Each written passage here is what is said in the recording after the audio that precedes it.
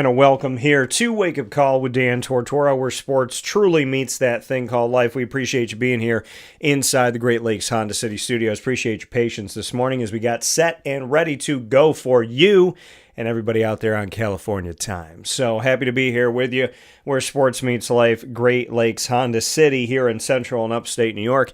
You can find them by going to 7140 Henry Clay Boulevard in Liverpool, Monday through Saturday for sales and service. And you can also go online to GreatLakesHondaCity.com. Get a sneak peek of all their inventory of new and used vehicles you can buy and lease from Great Lakes Honda City. So make sure you do that and let them know that DT sent you their way. With that being stated here, we're up and down the East Coast, the Midwest, the West Coast, and all around the globe on Wake Up Call with Dan Tortora on YouTube.com/WakeUpCallDT, as well as Facebook.com/WakeUpCallDT, and on WakeUpCallDT.podbean.com. So however you're connected with the show, we thank you so much for tuning in to Wake Up Call with Dan Tortora from wherever you're at. And I want to thank all the countries that have connected with us up to this point. Outside the United States of America, we have had Canada, Mexico, as well as the Middle East. We have had Spain, France, Sweden, Germany, Russia, China, Italy, and so on and so forth. Bunch of places. South Korea. So big time shout out to all of the support from around the world. And of course, here in America and in my home of central and upstate New York. And of course, my second home of the great state of Florida. So thank you for all the love. Inside of this edition of Wake Up Call with Dan Tortora in the Great Lakes Honda City Studios, here with a list of topics for the day. Mon Paz, always the snack capital of the world. Get there. Today is Halloween, so happy Halloween to all my Halloweeners out there doing your thing. I hope that you have a great costume. I hope you are creative. I hope you have fun. If you're going to school, I hope you have a great time at school. And if you're going to work and you're all dressed up, well, I hope you have fun at work.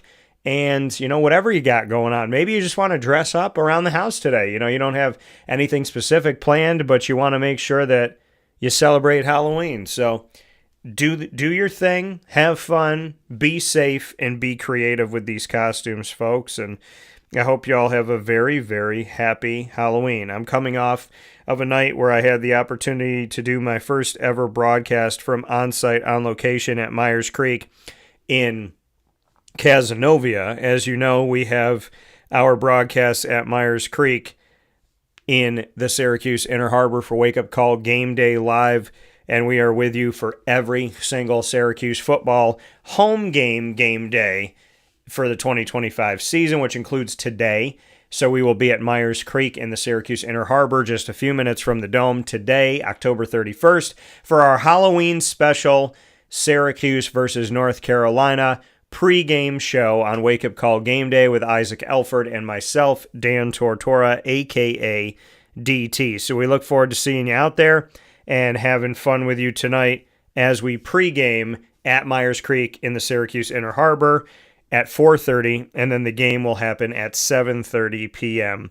tonight at the Dome, and we look forward to you bouncing over there with us and enjoying that as well. So last night I had the opportunity, the blessing, and the privilege of interviewing a wonderful person in our community. When we look at central and upstate New York, she is a native of this wonderful, wonderful home that we have in central and upstate New York, and went to Christian Brothers Academy, went on from there to Lemoyne College, went to play professional lacrosse, and is now working at IMG. She is a 4-time Hall of Famer and before the age of 35 in the Lemoyne Gold Wave Hall of Fame, the NE10 Hall of Fame for the conference that Lemoyne used to be in, as well as being in the Greater Syracuse Sports Hall of Fame, which she just got inducted into, and the Upstate Lacrosse Foundation Hall of Fame. So many congratulations to Brittany Brigandy. You can go back and watch our broadcast by going to youtube.com or facebook.com, both /wakeupcallDT. So make sure that you do that today, and much appreciation for Brittany Brigandy and for the Myers Creek team for putting everything together and making sure that we got everything done without any issues whatsoever. So shout out to Cody and the team and to Colby and to everybody, many thanks to each and every single one of you for all that you do to make sure that we can go and do these broadcasts and do them seamlessly. So I appreciate it tremendously. And that was a great night last night. So happy to be here with you today inside of MonPazPopcorn.com's What's Poppin'. We're going to start the show off on a Friday, as we always do, with the annoying moment of the week, probably presented by Carvel DeWitt. Then we'll get into Lead, Learn, Evolve, Adlib, and Deliver is the acronym, probably presented by Chick-fil-A Cicero. And we have a special topic for today. Then I'll announce my top dog of the week, presented by K-9 Kamp Dog Daycare. And we'll round out this week with my good friend of over a decade, Tim Lester, the offensive coordinator of the Iowa Hawkeyes. Cannot wait to have him on the broadcast once again. Always appreciate Tim Lester. And, this is a team in Iowa that is 6-2 overall, 4-1 inside of Big Ten play. And so awesome to see this. He's the offensive coordinator and quarterbacks coach. And we'll be talking with Tim Lester about what's going on in Iowa, what he thinks about this season moving forward with a bunch of weeks left to go, and just what has happened with this team, with the quarterbacks, and more. Can't wait to have Tim Lester on the show to talk about sports and life in just a little while. But let's get things started on Wake Up Call with the annoying moment of the week. Dan Tortora proudly brings you... Is that for real? Are you kidding me? The annoying moment of the week. I really, honestly, I don't know how to respond to this. Presented by Carvel DeWitt, 4322 East Genesee Street. It's what happy tastes like. Do you have to be that crazy? I guess so. The annoying moment of the week for this week on Wake Up Call with Dan Tortora. Every week I sit here and I think about what am I going to say, right? Because there's certain things that I could use for really any week, and then there's certain things that happen within this week. And when I'm thinking about this, there's things that do come up in my brain, and one of them for this week, I would say, is honestly hypocrisy. That's an annoying moment of the week, just hypocrisy. Do as I say, not as I do. People that want something they're not willing to give, don't give something that they really want. There's something to be said about the hypocrisy of it all. We live in a world where everybody wants to be taken care of and treated well and helped. And I don't want to say everybody, but, there are people that want to be taken care of and treated well and helped with things. But then they're not willing to do it, right? Come over and help me paint my deck, but I won't help you carry the groceries in the house. And, to me, hypocrisy is something that we really need to look in, right? If you're asking somebody to do something for you, then you best be willing to do it for them, or else you shouldn't be asking them. So that's something to think about here, is the hypocrisy of it all. And I hope that people stop being that way, right? And treat people the way you want to be treated. Now, the next thing that I want to talk about has to do with sports, and this is an interesting thing. Number 14, Texas Tech is banning tortilla throwing tradition at their football game. So let's get into this. Texas Tech is banning the throwing of tortillas by fans on kickoffs after the 14th ranked Red Raiders were penalized twice and fined for objects being thrown onto the field in their most recent home game. Athletic Director Kirby Hockett said Monday fans entering the stadium would be instructed to discard tortillas, and there would be reminders before kickoff for anyone who took tortillas in to give them to stadium workers in order for them to be thrown away. My question is, who's walking through security holding tortillas in their hand? That's kind of weird. Anyone caught throwing tortillas would have their ticket privileges revoked from the rest of the academic year across all sports, is what their academic office said, or athletic office said, pardon me, at Texas Tech. The announcement came a little more than a week after the Red Raiders were given 2 unsportsmanlike conduct penalties after kickoffs in a 42-17 win over Kansas. And then Oklahoma State is going to be visiting them this weekend. Now, Hawkeyes was the lone dissenting vote when the Big 12 Conference approved a policy to penalize teams for objects thrown on the field. The vote came just before the season, and Hawkeyes was defiant in his reaction to the rule and its effect on a tradition that goes back years at Texas Tech. He said, quote, "The situation is on me. I leaned into this of throwing tortillas at the beginning of the football season. Now I must ask everyone to stop, and I must ask our staff to enforce this on game days." End quote. The Big 12 states that officials will issue a warning for a first offense and assess 15-yard penalties thereafter.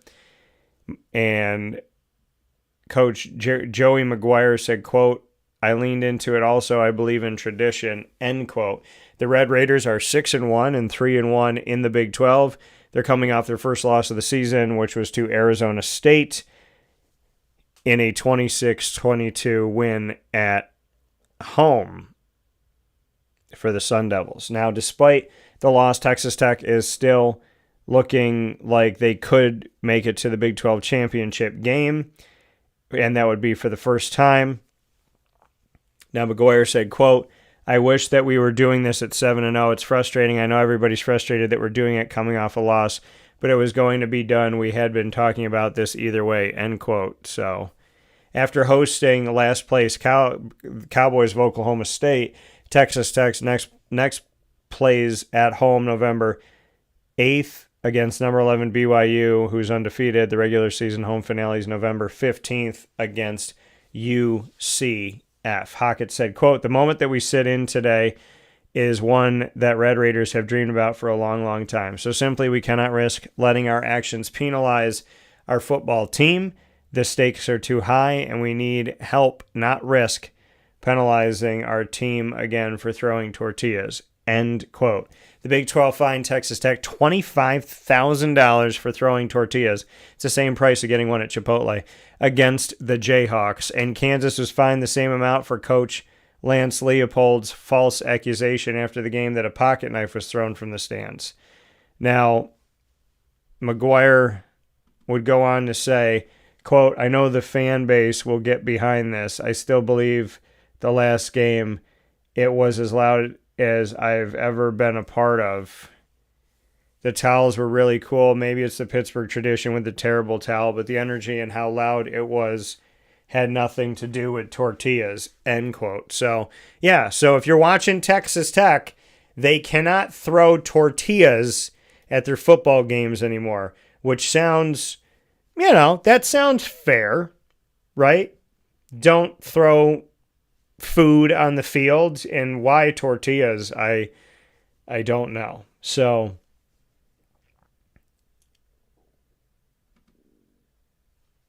here's something else. In a protest in Portland, the protesters decided to pedal through the streets on bikes wearing absolutely nothing or close to it.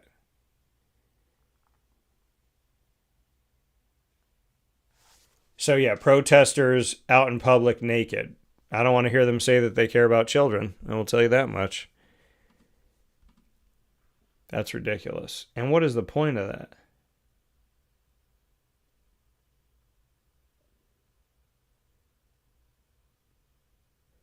And then some of the other, that's just a very strange, I don't know if I have words, right? You're protesting by riding a bike naked. What's the protest? Like to not take a shower? I hope that's your bike that you're sitting on with no clothes on. Because if it's not your bike and it's mine and you borrowed it, I'm burning my bike. Is there anything else I want to throw at you here? Now,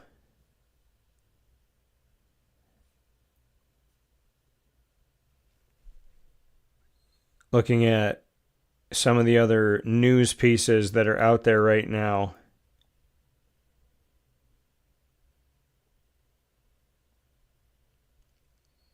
Yeah, I feel like for the most part we're in good shape with the new. How about that? So the news is not Of all the things I'm looking at here, these are not that bad. That's all right. So there's something to be said about that. But yeah, I mean, inside of the annoying moment of the week here on Wake Up Call with Dan Tortora, where sports meets life. Well, it's Halloween, so why don't I bring up this one? Another annoying moment of the week for me is I don't like that people have Halloween events or around Halloween where they can come up to you and not touch you, but like almost touch you. I don't want someone in my space. I don't like that I don't know that's wearing like a Jason mask.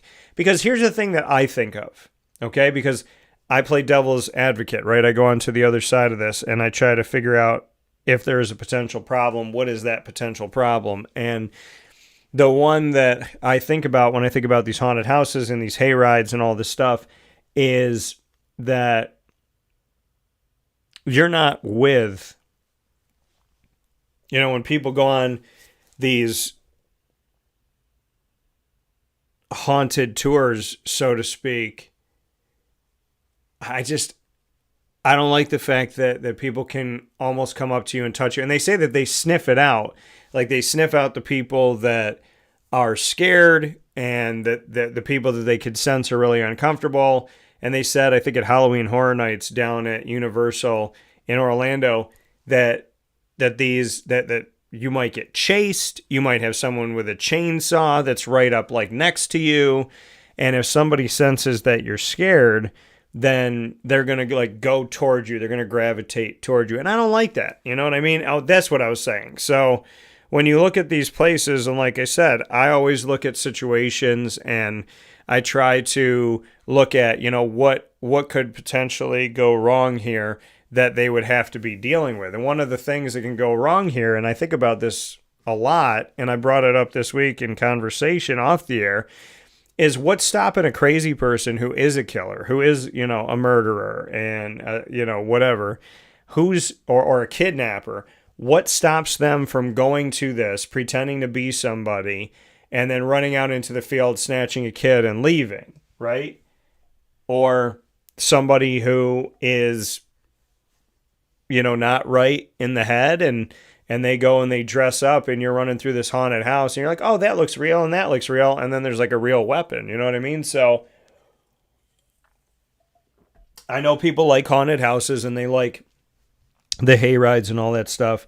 My annoying moment of the week is just, I don't like the ones where they can come almost up to you and not touch you, but almost touch you. I don't like that in my space. And the other part of it is, I think it's really looking at the safety of these places, right? Because when you're in an open field, right, you're assuming that these are all actors. But what if they weren't? What if somebody wasn't an actor? Or what if they came onto that campus to do that thing at that time? How are you going to know the difference between who is and who's not when you look at the people that are working there? So, to me, I'm not opposed to haunted houses. I've been to some haunted houses. I just feel like you got to run a really tight ship because, again, what's stopping you're wearing masks, so it seems like the perfect place for somebody who has nefarious wants and desires to either show up or to, take the person that's supposed to be there and, take them out, throw them in a car, right? And then go in there for them, and then you don't know what's going to happen. So I hope that they vet everybody. I hope that they check everybody. If I was running a haunted house or anything like that, I'd be like, masks up. I want to see everybody's faces, and then I'll cross-check and verify them with all the faces that are supposed to be at work, and as long as those match, then we're good to go. But I would say one of my annoying moments of the week is that, we're letting people in so early to these things for Halloween, and not only so early, but you don't know. You don't know what, I don't know. I feel like, and this was not even because of COVID and all that.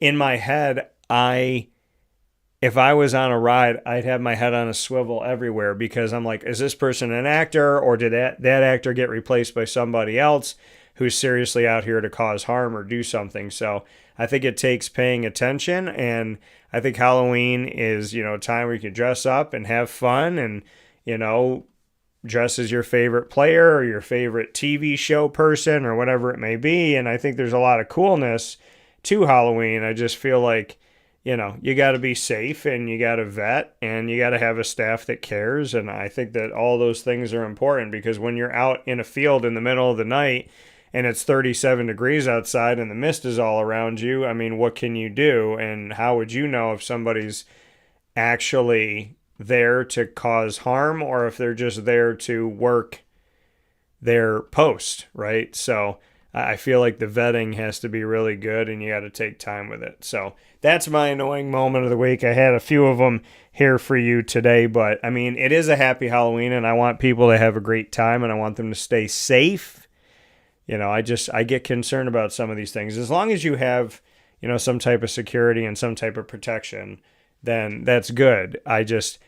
I personally am not getting on a hayride that's going to drop me off in the middle of the field and then have these people run at me, because my brain would be thinking which one of these people is not an actor and they're actually, meaning what they're doing. So just do the best you can with it. Enjoy your houses and whatnot, but maybe save some money and watch a horror movie at home as opposed to going out in public and having somebody run up next to you and all that good stuff. So we'll take a step aside for a fast break. We'll be back on Wake Up Call with Dan Tortora right after this.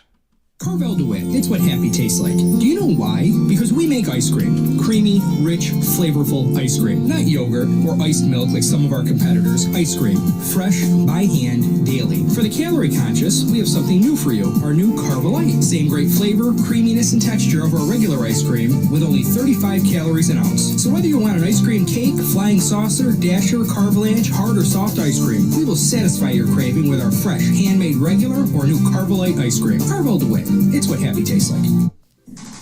The Wildcat Sports Pub in Camillus, New York is located on 3680 Milton Avenue in the Home Depot Plaza. It is your family-friendly sports bar and restaurant. Folks, some sports bars aren't family-friendly. Some family-friendly restaurants are not sports bars. The Wildcat Sports Pub in Camillus, New York is proud to be both. It is that marriage that you've been looking for years. The Wildcat Sports Pub is your home base for your sports bar and restaurant needs, games for the kids, indoor and outdoor activities, and enough things on the menu to come back every single week and get to try something new. They're open Sundays from noon to 8 p.m., Monday through Wednesday, 11 a.m. to 11 p.m., and Thursday through Saturday from 11 a.m. to midnight. For reservations and party information, call 315-487-2222 for the Wildcat family-friendly sports pub and restaurant.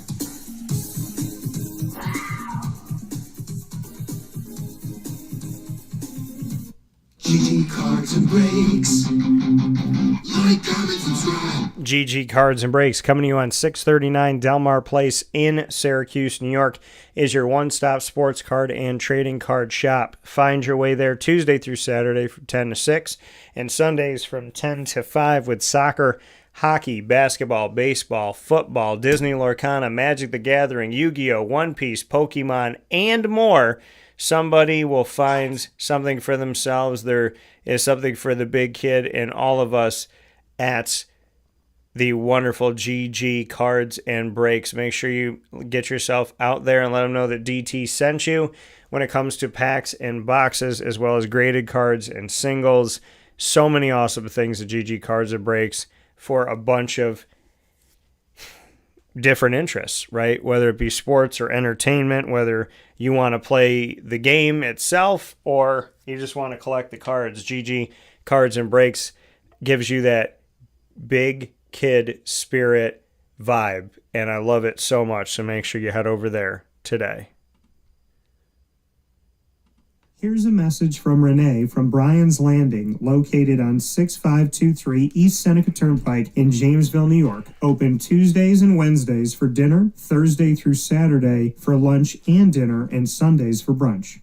It's a lot like the way that my mom and dad ran their restaurant. We have put in place a lot of people that are family to us, very similar to how my dad hired people that were family to him. And then the tradition I'm carrying on is a lot of the items that are on our menu are my dad's. And he taught our chefs how to recreate his dishes. So I think that Tommy McNerney, who our executive chef is, to him it is an art. And I think that when he does create a dish, it's not just about making the food taste delicious, which is definitely our priority, but it's an art to him, and it's almost like his canvas on a plate where he just wants the colors to look great, and people love it because he takes pride in that. And Brian and I appreciate that. We want it to obviously look good and taste good. I will tell you, when we opened up, it was 6 weeks before COVID. And what was amazing was the community, our friends and family stepped up, and everybody did takeout. Everybody supported us. Our hearts were just so filled. So to Brian and I, obviously our friends come all the time, and we just have repeat customers in Jamesville, and I think people going to our previous restaurant in Green Lakes are making the trip to come to Brian's Landing to support us. And I mean, I think we have great food and a great atmosphere. So it's very, very important to us. Head to Brian's Landing, located on 6523 East Seneca Turnpike in Jamesville, New York, where memories have become recipes that are now meals to share with you. Tuesdays and Wednesdays for dinner, Thursday through Saturday for lunch and dinner, and on Sundays for brunch. And be sure to come out for live music Friday, Saturday, and Sunday.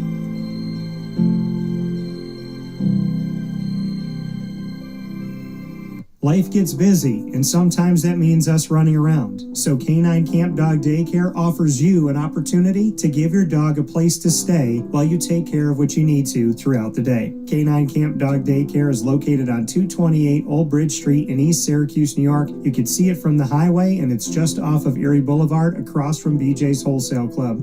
Call 315-437-7110. That's 315-437-7110 to schedule an appointment to bring your dog in and tour the facility. Appointments are Monday through Thursday after 6:30, where you and your dog can see everything that K-9 Kamp Dog Daycare has to offer, including a self-serve dog wash and a retail store filled with all of your dog's wants and needs, including food, treats, harnesses, leashes, and more, making K-9 Kamp Dog Daycare your one-stop shop for your furry-loving friend. Right, Lily?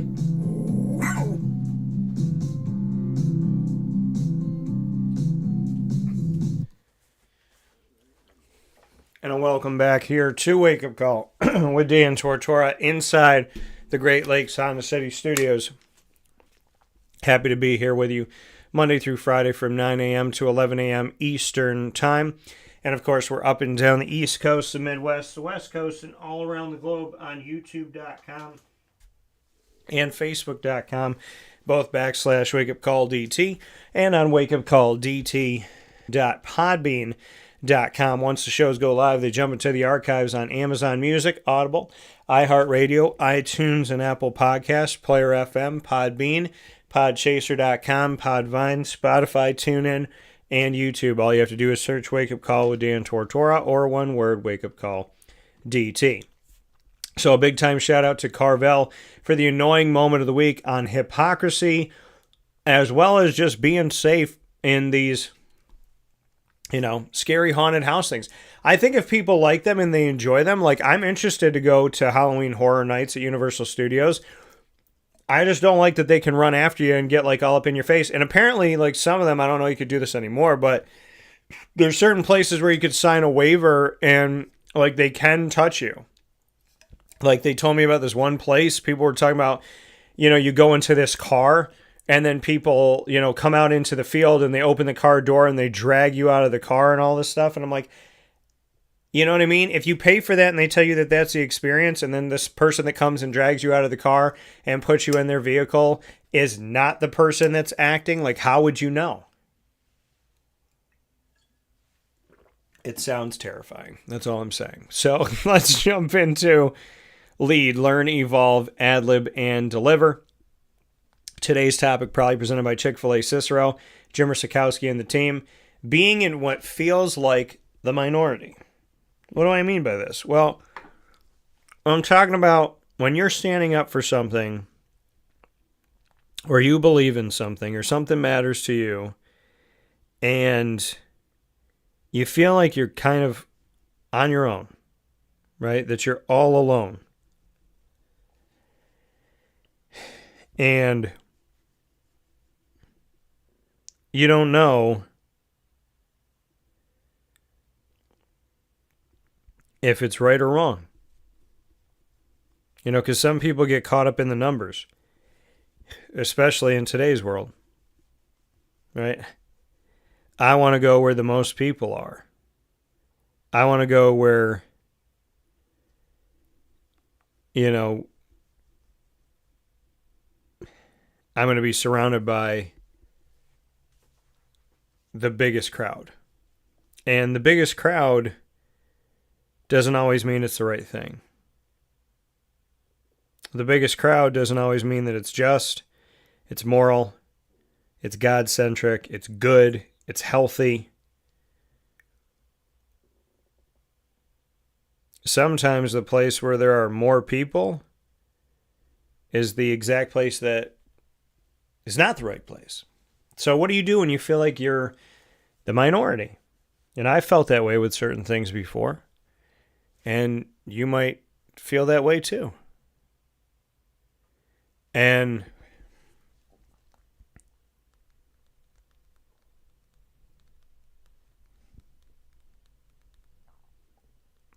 I just think it's really important that you figure out what matters to you and you're willing to stick with it. I mean, there's times where I've been on the show and I've talked about God. And and there was, you know, appreciation and positivity. And you know, you felt like you had the wind at your back. And there's times where I've been on here and I've talked about God and, you know, I felt like the minority. I felt like, you know, maybe it's not what people are following right now or something that they want to hear and whatnot. You know, I've literally sat in this chair for over 20 years when it comes to broadcasting, and you know, and most of the time I feel that support. You talk about God and you feel that. But, you know, I've been in rooms recently, I've been in events when I pray or I talk about God, you know, some people, you kind of feel them like kind of turn away or walk away. You don't know if they're turning away because of that or walking away because of that. You mention God and people clap and cheer, and then you mention God 2 years later and it's silent, you know, and so I felt that. You know, you may feel like you're in the minority, right? You may make a prediction that nobody else made, and here's the thing, if you're right, they'll bury it. You know, I picked the Blue Jays in 7. If the Blue Jays win in 7,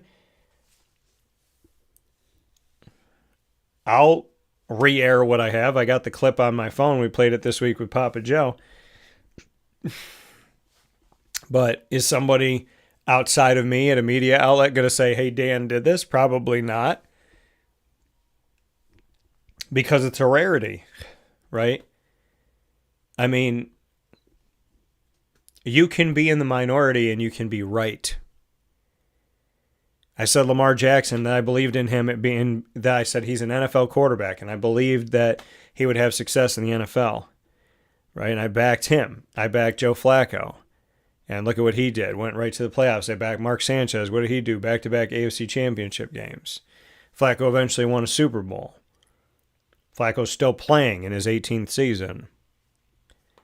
You know, Kentavious Caldwell-Pope. I watched him, I think, for a couple of years at Summer League, definitely won, and I thought he's arguably the best player here. And then he goes on to the NBA, but it didn't happen right away. But you see him go out there and you see the awesome work that he's done. But when I'm there making a prediction, how many people are with me saying, yeah, Dan, I'm going to go out here on this limb with you. It's that high risk, high reward, right? You say something that not necessarily anybody else is saying. And if you're right, then, it's going to be just you, or you're going to be in a small minority. If you're wrong, then, if you're right, then it's like, wow, you're one of the only people or the only person that said this. Right? And then it's like, kudos. But if you're wrong, it's like, well, all these people said the opposite of what you said, and they were right and you were wrong. But you're going to feel at certain points in your life that you're on your own. And that's okay. Some of the best moments that I've lived were those moments of being on my own, of not knowing if I had the support, not knowing if I had the love, not knowing if somebody agreed with me or thought the same way I thought.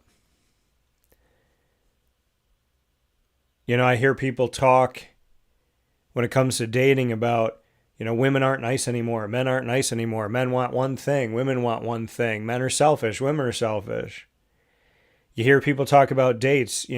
These people cheat. They lie. They can't commit. They can't communicate. And you think, man, am I in the minority, right? I'm never going to cheat on somebody. I'm always going to communicate with you. I'm going to respect you. I hope you respect me back. I'm going to tell you how I feel. I'm going to mean what I say. And sometimes that feels like the minority, right? You're going to feel like that. And you have to learn that's okay. You have to learn that, because when people focus on numbers, they focus on go where the numbers are. And in that case, there's no loyalty.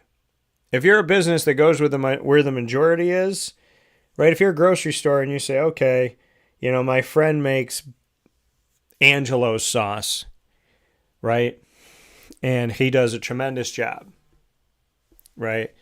And then there's this other sauce, let's call it Pete's sauce, and Pete's sauce is sold everywhere. And they say, we got to have Pete's sauce. You got to have Pete's sauce. Nobody cares about Angelo's sauce. You're the only person that cares about it. You're his friend. His sauce stinks. But you've tried both sauces and you're like, man, Angelo's sauce is better than Pete's sauce. You are in that minority putting it on your shelf. You're taking that risk. But what if you're right? What if it really is better? You are going to feel like the minority sometimes. You're going to feel like the odd person out. You're going to feel like you're forgotten. And that's where you have to realize what matters to you, what you care about, and how strong are you in those convictions.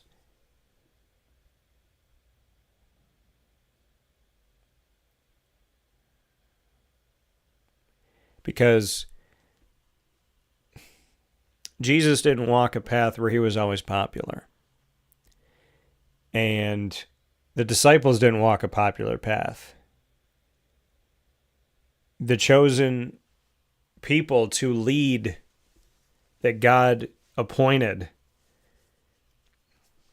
they're not necessarily in the majority, right? When Daniel was thrown into the lion's den, he wasn't in the majority. So Daniel could have been like, hey, you know what? I worship God and I love God, but if you're going to put my life on the line, then nope, I'm not going to worship God anymore. It's all about me. It's all about making sure that I'm good, right?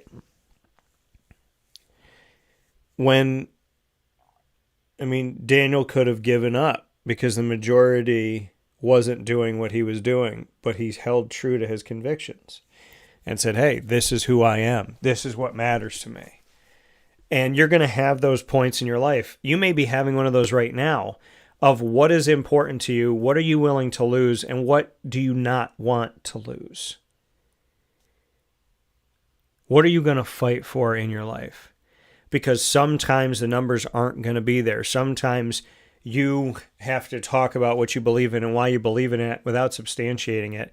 Everything good takes time. Walt Disney heard over 300 no's about Disney creating a year-round amusement park. Look at what he has now. Right? Michael Jordan got cut from his high school team. And he's the greatest basketball player to ever play in the NBA. We've all been in that place where we feel like we're on the outside of the treehouse. And I can tell you from the outside of the treehouse where I broadcast every time I get on the air, the view's better out here. Because if you lead with love, faith, honesty, kindness, goodness, respect, hard work, dedication, determination, and being a relationship-based person and not a transactional person, then being in the minority is actually a good thing.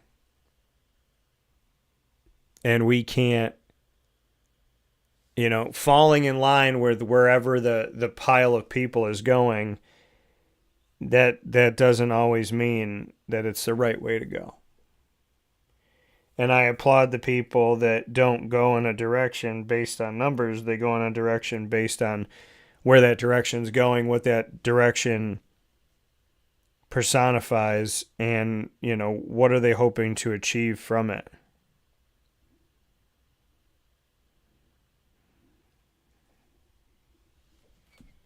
I think it's really important to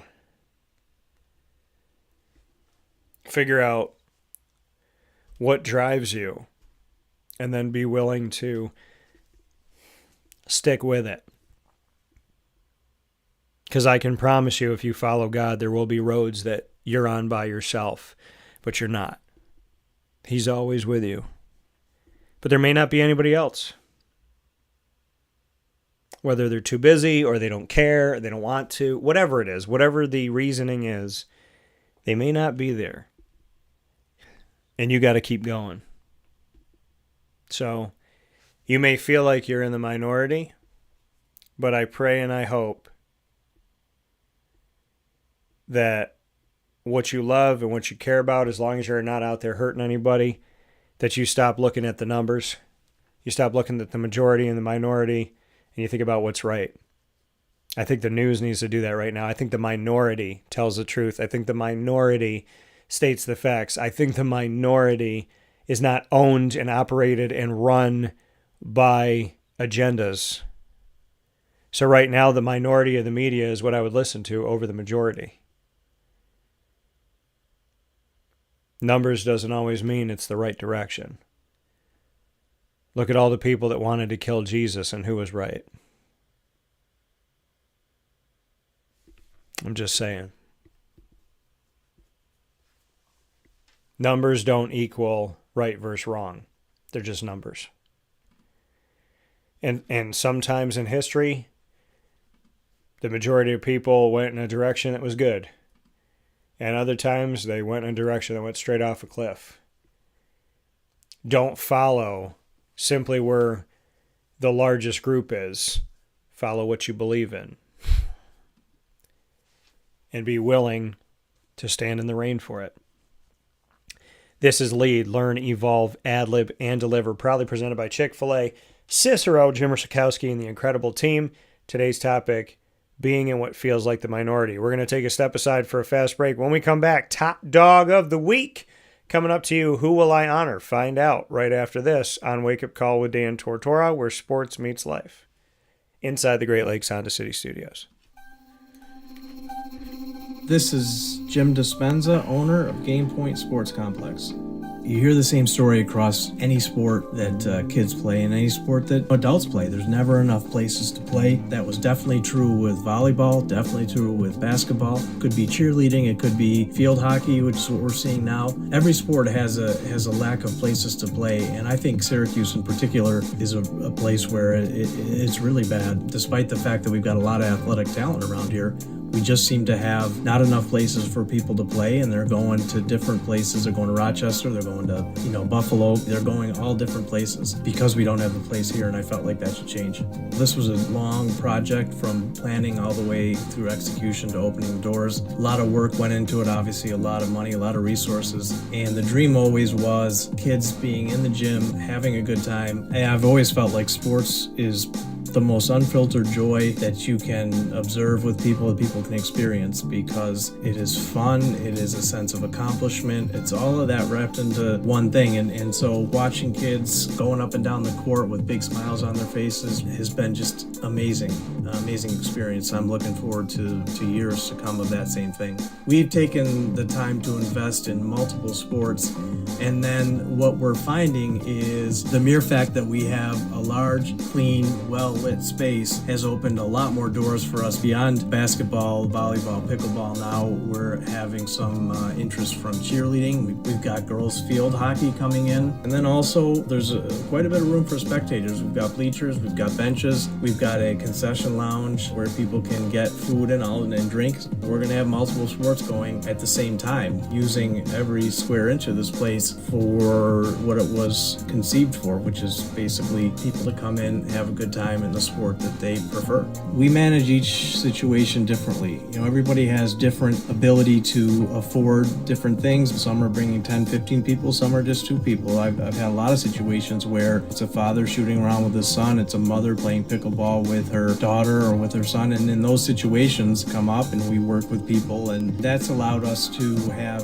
groups from 2 people up to 30 people and have some flexible pricing behind it. We're an organization that is here to work with the community any way we can, and I guess part of it is just making sure that we have the flexibility to put together a plan that makes sense regardless of the size of your group. So in order to book time, the best option is to go to our website, gainpointsports-syr.com. You can click from there and sign up for events, sign up for your own particular training, sign up for birthday parties, all of that.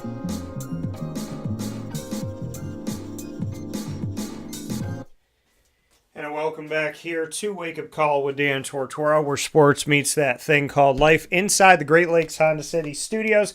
Great Lakes Honda City coming to you on 7140 Henry Clay Boulevard in Liverpool, New York. Head out to Great Lakes Honda City today and every Monday through Saturday weekly to find yourself your next ride. They have a bunch of different shapes and sizes when it comes to vehicles: the HRV, the CRV, the Ridgeline, the Pilot, the Accord, the Civic, and more. So make sure you get yourself out to Great Lakes Honda City, and they have some awesome deals going on right now. So make sure you go to their website, greatlakeshondacity.com. That's greatlakeshondacity.com. A lot of cool things to see here, and the inventory that they have, you could find it all at greatlakeshondacity.com, and you could see the new and used cars for sale in Liverpool. You can see the service, the directions to get there.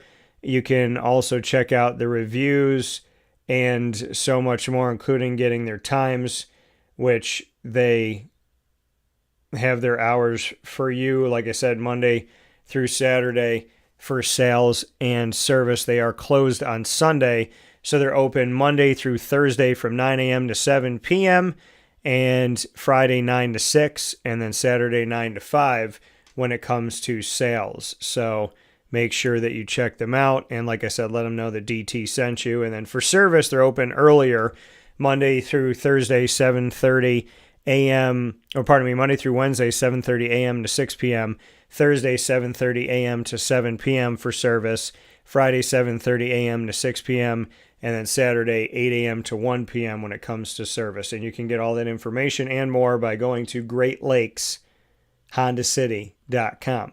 It is now time for me to give you my top dog of the week. This is when I have the opportunity to honor a business or an individual, a team, whoever I want to, having the opportunity to honor them, showcase them here in what is called the Top Dog of the Week. Top Dog of the Week is proudly presented by K-9 Kamp Dog Daycare. K-9 Kamp Dog Daycare is the place to take your dog for short-term care in central and upstate New York. K-9 Kamp Dog Daycare is located on 228 Old Bridge Street in East Syracuse, right across the street from BJ's Wholesale Club. You can see it coming off the highway and going on the highway, and it is right off of Erie Boulevard. Very, very easy to get to. K-9 Kamp Dog Daycare, that is. You can get in touch with them by calling 315-437-7110. That's 315-437-7110. So you can get some information on bringing in your dog and all that you need to know. They have a self-dog wash that's on premises at K-9 Kamp Dog Daycare, and they also have a full store that has, bones and treats and harnesses and leashes and dog food and more right there at K-9 Kamp Dog Daycare on 228 Old Bridge Street in East Syracuse. I implore you to go there when it comes to taking care of your dog. So make sure that you get in touch with them today and let them know that DT sent you their way. So as we get into the top dog of the week, honoring someone either individually or honoring a group, and I'm very happy every week to be able to do this segment, the top dog of the week. And I want to thank everybody at K-9 Kamp Dog Daycare, which includes, of course, Mr. Chad and Lorraine as well. Many thanks to them and all that they do along with the team at K-9 Kamp Dog Daycare. So with that being said, before we get into my conversation with Tim Lester, I want to make sure to give you my top dog of the week. My top dog of the week, probably presented by K-9 Kamp Dog Daycare. And so as we're here in the final day of October, I got to give it up. My top dogs of the week, I got to give it up to my mom and dad, who pulled off my surprise party so very well. They did it in an incredible way. They didn't have the phone numbers to my friends, so they found a way to, found everybody online or found somebody through somebody and whatnot, and they were able to set up this incredible party. They had so many people there that I truly love dearly, and I'm very grateful to God to have their love back. And it was such a nice party. And I got to give my parents a shout out as my top dogs of the week, because I didn't know where we were going. I didn't know that they for sure were going to surprise me with anything. I had no idea how they were going to get in touch with anybody. And my mom was just an FBI agent essentially in this whole thing. And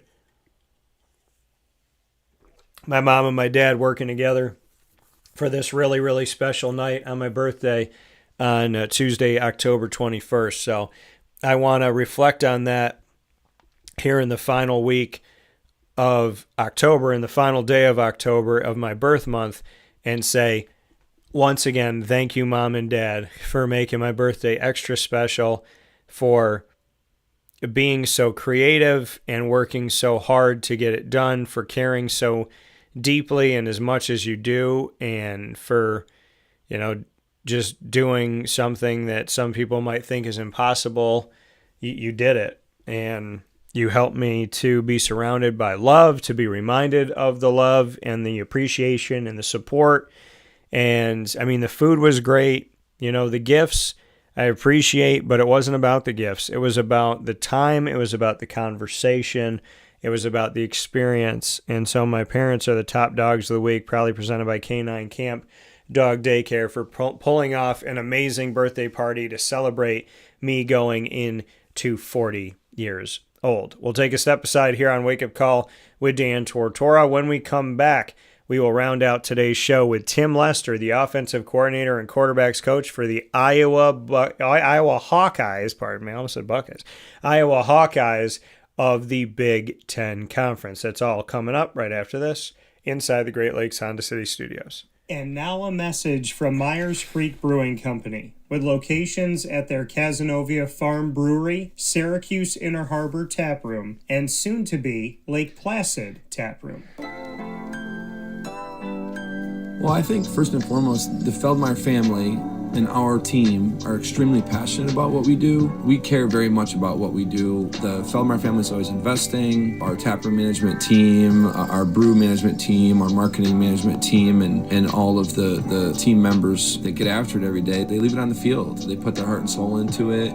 I know for a fact that everyone that works at Myers Creek wants to be there, and we want them to be there. You know, we want them to feel good about their job. And again, if you've never been to Myers Creek, especially to the brewery, I mean, I want your eyes to open really big. I want you to see how big of a brand this is. I want you to see where we're going. The sky is the limit, and I feel very proud of that, and I'm very excited about that.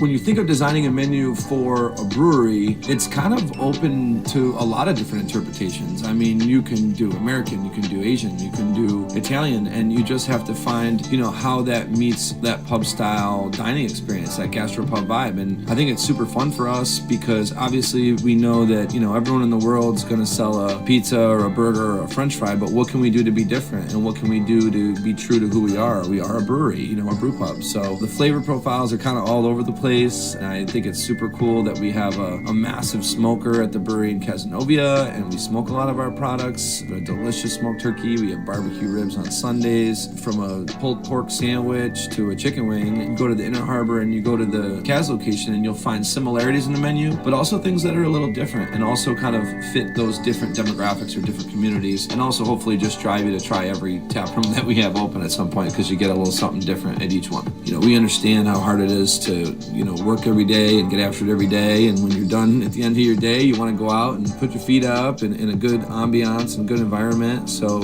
we take pride in that. We make sure that everyone knows that they're very much valued to us.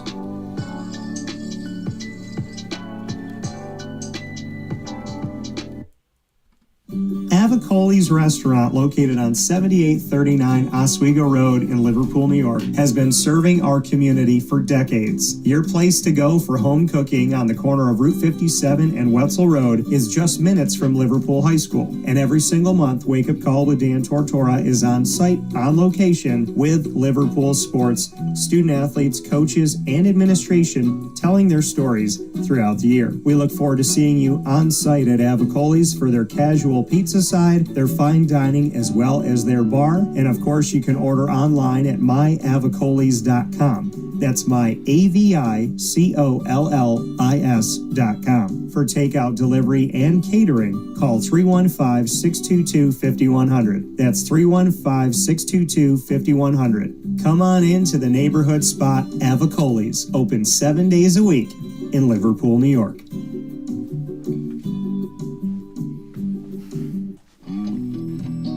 K-9 Campground Dog Boarding is your home away from home for your furry-loving friends. Open 7 days a week with drop-off and pickup times in the morning and later on in the day and early evening. K-9 Campground Dog Boarding is the spot to trust with your dog for short and long-term stays. Call 315-299-4013 for more information. That's 315-299-4013, and go to k9campground.com as well. That's the number 9, KAMP ground.com, where you will find all of the information on their different cabins, which include the classic cabin, executive cabin, grand cabin, and luxury cabin.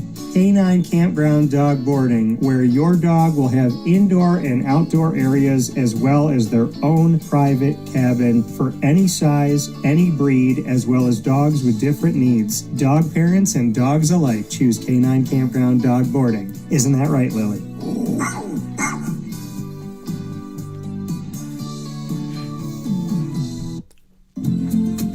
Looking for your next ride? Look no further than Great Lakes Honda City, located on 7140 Henry Clay Boulevard in Liverpool, New York. Serving our community for decades, their new and pre-owned vast array of vehicles are available to you Monday through Saturday on site. To search from home, shop at GreatLakesHondaCity.com. Call 315-365-5576 to set up an appointment. That's 315-365-5576 for Great Lakes Honda City, 7140 Henry Clay Boulevard in Liverpool, New York. Great cars, great people, Great Lakes.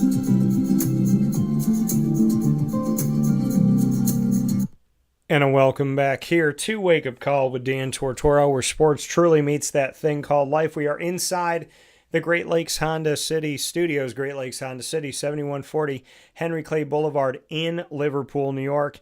And of course, you can check them out for all that they have to offer and all of their deals that they have by going to greatlakeshondacity.com.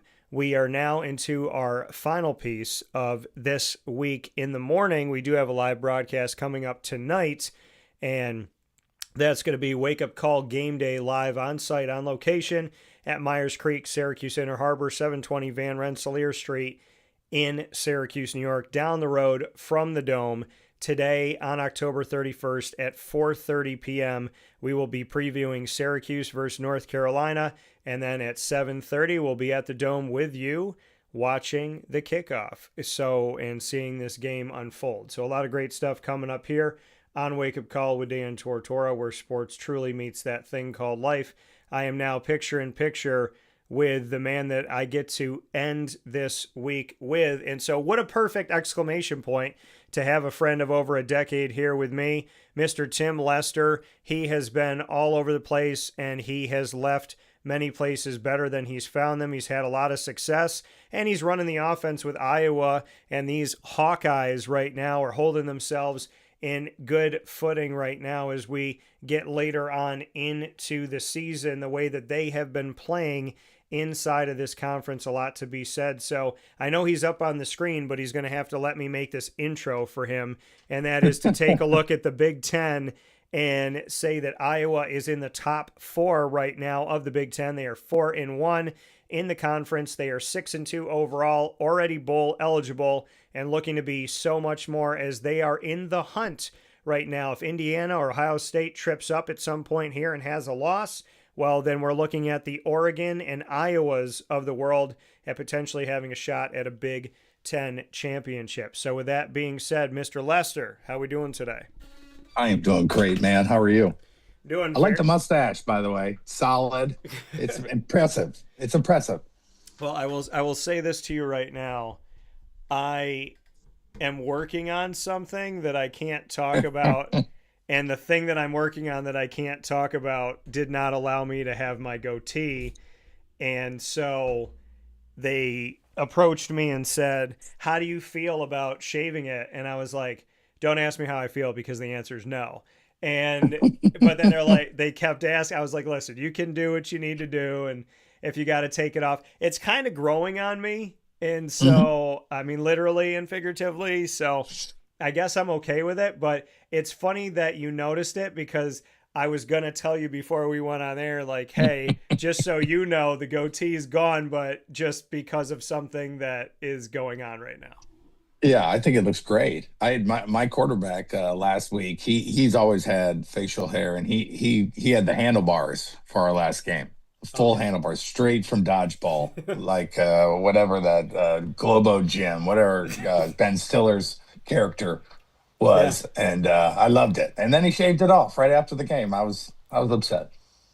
Yeah, I mean, I see that. I know you got some facial hair on right now, but I can see that your stash is living pretty well as well. So I gotta give you a shout out too, and say that you're rocking it with some confidence, so I can appreciate it. Yeah, I'm slowly growing up, slowly.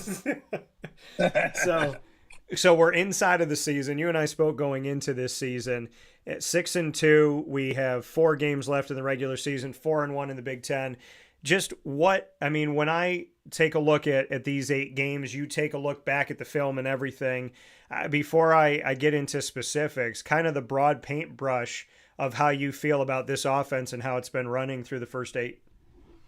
Yeah, we've been up and down. You know, we started, obviously, a brand new quarterback. Mark Gronowski came from South Dakota State.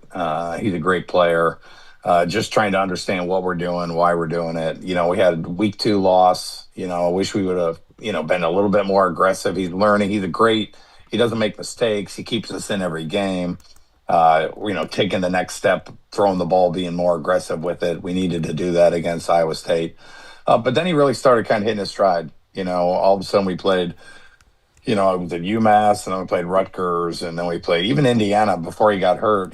I think he was 19 of 23 He was throwing the ball well and kind of really we were getting into rhythm. Unfortunately, he got hurt in that game. I'd love to say if he didn't get hurt, we had a chance against Indiana. It came down to the last possession, and it was a great game.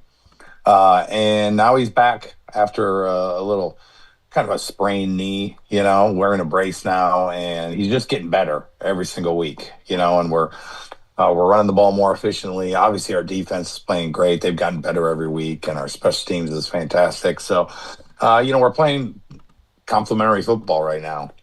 We're scoring, I think, 30-some points a game, and a lot of different ways. Mark's a runner now. I've had, obviously, Dungy. Yeah. Right? Everyone knows that. I had Dungy, and Dungy is like a great athlete. He can run it everywhere. This guy's like a fullback. I mean, he's 240 pounds. He looks like Tebow, So you're running different styles of runs with him, like power and counter, and he likes to be downhill, and he can throw it as well. So it's been a lot of fun for me learning about, having a quarterback like this, because I've had a lot of different styles of quarterbacks, and no one seems, they just want you to score points no matter what, and it doesn't really matter how you get it. 6 points is 6 points. And but Mark just has a knack for the end zone, man. He's really doing a good job of when we get in the red zone, finding ways to get in. It's normally him somehow or another. He's the one that ends up in the paint. So it'll be fun. We got a bye week this week, and then we got a big game at Oregon here in about 7-8 days. So that'll be a big challenge. Yeah, and when you were looking to, because you and I spoke about the quarterback situation coming into the season and having, new faces and guys that may not have, a lot of experience in kind of trying to figure out in this melting pot at Iowa which one was going to come out of it and be that cream that essentially rises to the top. And you just mentioned the gentleman that ended up being that with Mark Gronowski, and coming from San Diego State, what did he show you on film in his time at San Diego State? Because he started there during COVID back in 2020 was when he kind of first showed up on the stat sheet, so to speak. So what was it about him that stuck out to you in the time that he had at San Diego State? Yeah, it's South Dakota State. Oh, South Dakota. Not San Diego. I'm South sorry. State. I'm reading you're it. good. You want to know what it is? And this is full disclosure. I did not sleep. So I actually had an all-nighter from yesterday into today. So nice. I looked, and I haven't had, I think the last time I did one of those was in college when I was working on a paper or something. So I'm sitting here looking at it going, it's South Dakota, Dan, it's South Dakota. And my mouth was like, we got this, San Diego. Yeah. So South Dakota State, what did you see from his film there? Yeah, I mean, he was obviously, I think he was 2-time national champ, player of the year once or twice. I think that's the Walter Payton is the 1AA Heisman, and just consistency, right? I mean, he's currently the winningest college football quarterback in the history of college football. I think he's got 56, 57, 58 wins, something like that. So, you're getting a winner. And there's a lot that goes into that, when you have a winner, like as far as being in a lot of situations, a lot of close games, knowing when to pull it down, how to make a negative play into a positive play. He has such an innate ability when things don't go right to make sure that the drive isn't ruined. We had a first play of, I don't know, it was game 2 or 3, where they gave us a defense we hadn't seen. He didn't know. I mean, I wasn't sure what he was going to do. He had a lot of options on the play. He pulled the ball, pump faked the bubble screen, and then, went back and got us like 2 yards. And I know to everyone at home, 2 yards doesn't seem like a lot, but when you could be 2nd and 15 and you're 2nd and 8, like that's a huge play. Some of the best runs I've ever seen are 1 and 2 yard gains that were, almost tackled in the backfield, and the guy breaks a tackle and breaks another tackle and gets back and puts the offense back in an advantageous situation. He just does that play after play after play after play, and it really does help you continue to keep drives alive, and so that ability, that's where the experience, you're seeing it all over college football though. You bring in guys that have played at other places that have the experience. You're seeing, I think, much better quarterback play, just because anyone with experience is ending up at the higher levels. And so it's been really good, having a guy with that much experience leading us. Yeah, and when you look at, like you said, him leading the offense, I mean, well, and obviously, as you stated, he went through some injury adversity, but your team this season offensively and what you've been able to do.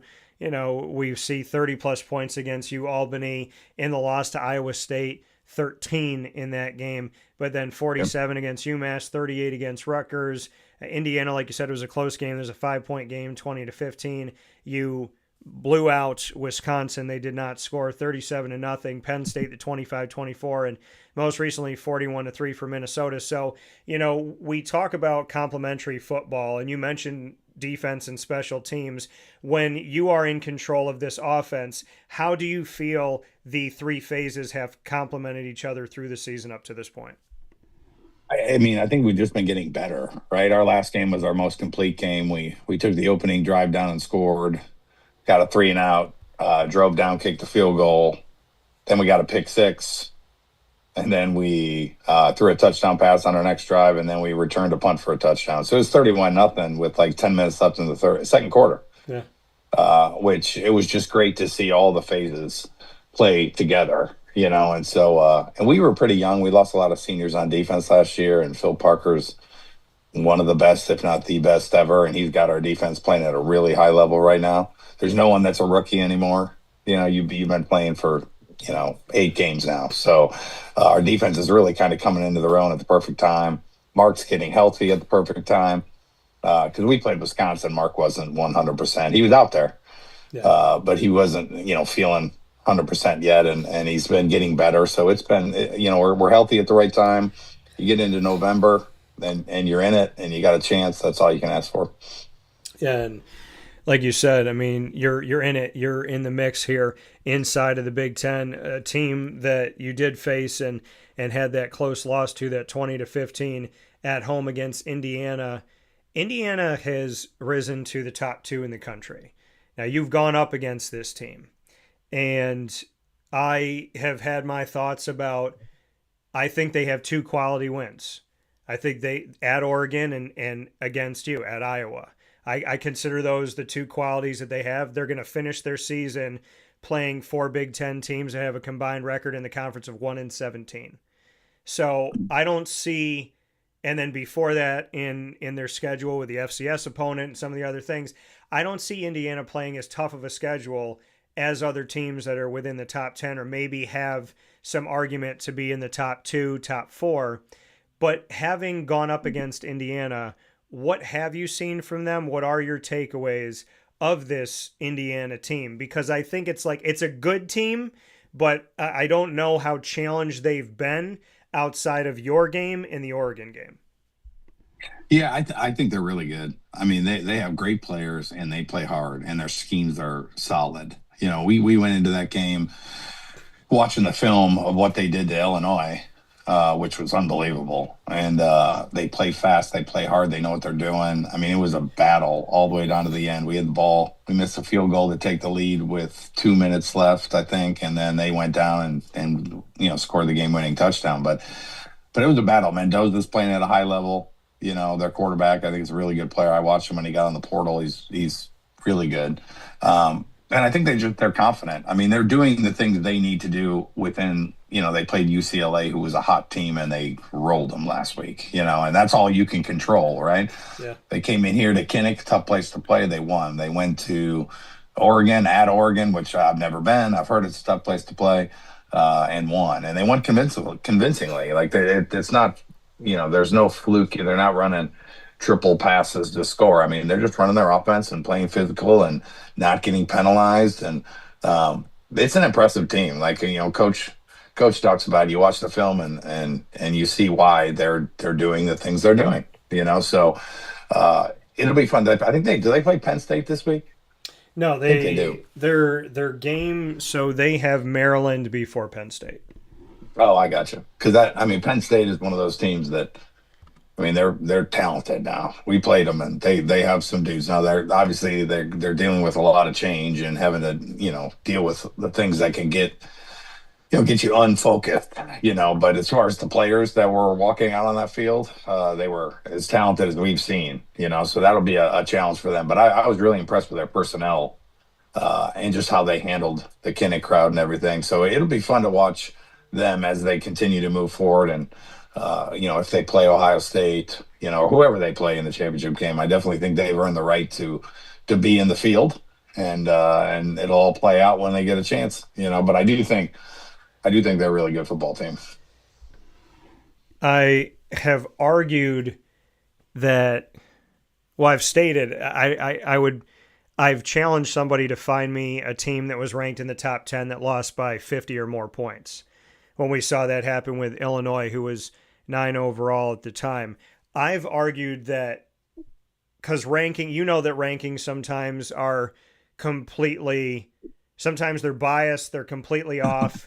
And I argued that the way that you've played versus the way that Illinois has played, that you should have flip-flopped, that Iowa should have been given the top 10 or top 15 consideration instead of Illinois. Are you surprised? I know you're just doing what you can in front of you and this and that, but are you surprised that Iowa is still on the outside looking in, that the coaches poll, I think, has you like right about there, but then the AP has it lower? Are you surprised that people are not seeing what I'm seeing, which is that you've put in the body of work? There's been plenty of teams that have been ranked that haven't shown that they've earned the right to have that ranking. And then there's a team like Iowa where it seems like we're here in week 10 and there's like this reluctancy of putting the Hawkeyes in, which I think is wrong.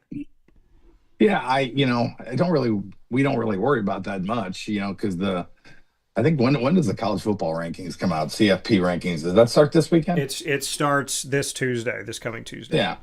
So those are everything else I think is just for people to talk about, and then so they can say a game is that, 2 single-digit teams playing in October, right? October means nothing. September means nothing. So yeah, I mean, I haven't put a lot of thought to it. I'm just really figuring out what's the next one. But I think this, this next, when the CFP rankings come out, they're the group that supposedly, and I've never been in part of that meeting, but supposed to look at, if we were to play some of those teams ranked in the top 25 right now, would we be favored? I would assume we probably would against a couple of them, but that one will come out and kind of will affect what happens next, right? All the other things really doesn't really affect you a ton, but this next week when that ranking comes out, it'll be interesting to see where we're at and see, because that does have an impact on what can happen as the season goes on. Yeah, and the game that you had, I mean, when we look back at how things have kind of shook out here, like you said, playing the games that you have and the opportunities you have in front of you, when we look at Iowa, and I go back to that game against Penn State, that 25-24 victory. I mean, what's crazy for me, but this world because you've been a head coach, you've been a coordinator, you've been an assistant, you've been a player. I mean, James Franklin helps Penn State to get to their first ever college football playoff. I was there.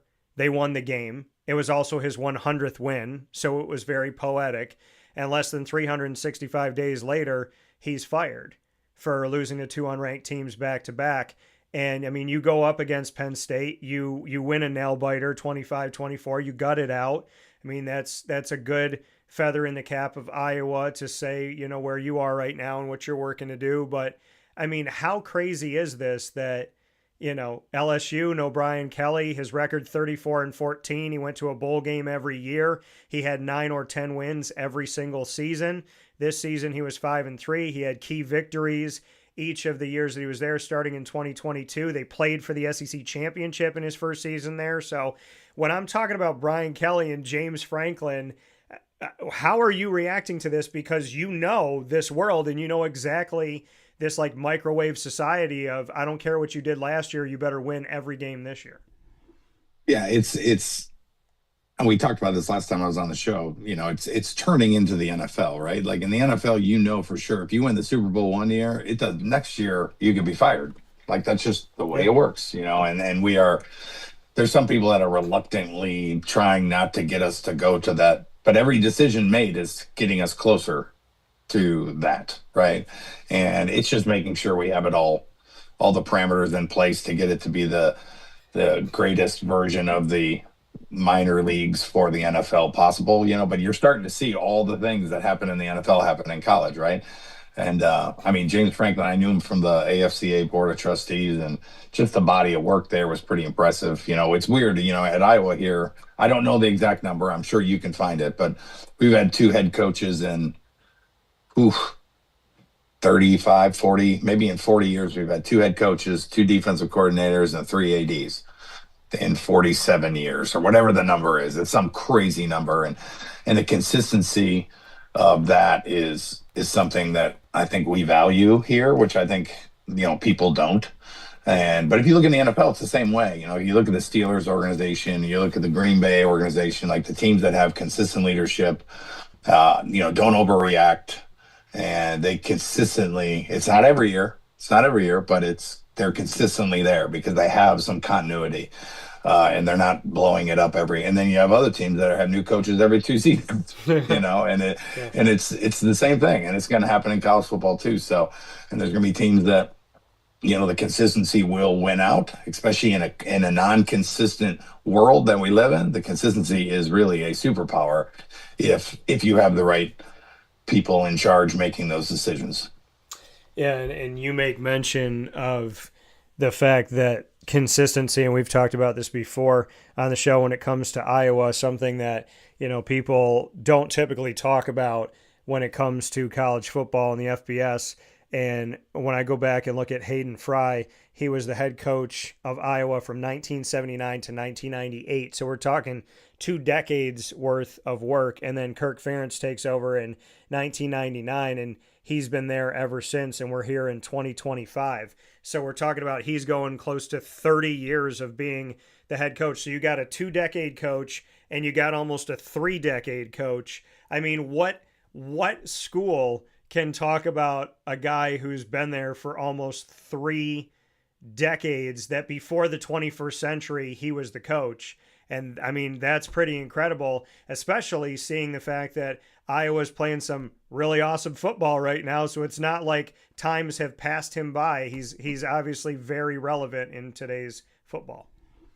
Yeah, it's really I don't know if it'll ever happen again unless you get the right president and ADs, and the consistency of, and now he's consistently won. This year he became the winningest coach in the history of the Big Ten, which is, he passed Woody Hayes, and just an unbelievable person, and the steady leadership, and it's so unique. It's unlike so many places, and I think I'm hoping more and more places see the value in it, and I think it's gonna be teams that are aggressive and are always trying to make. I mean, I read, didn't Matt Rule just sign something?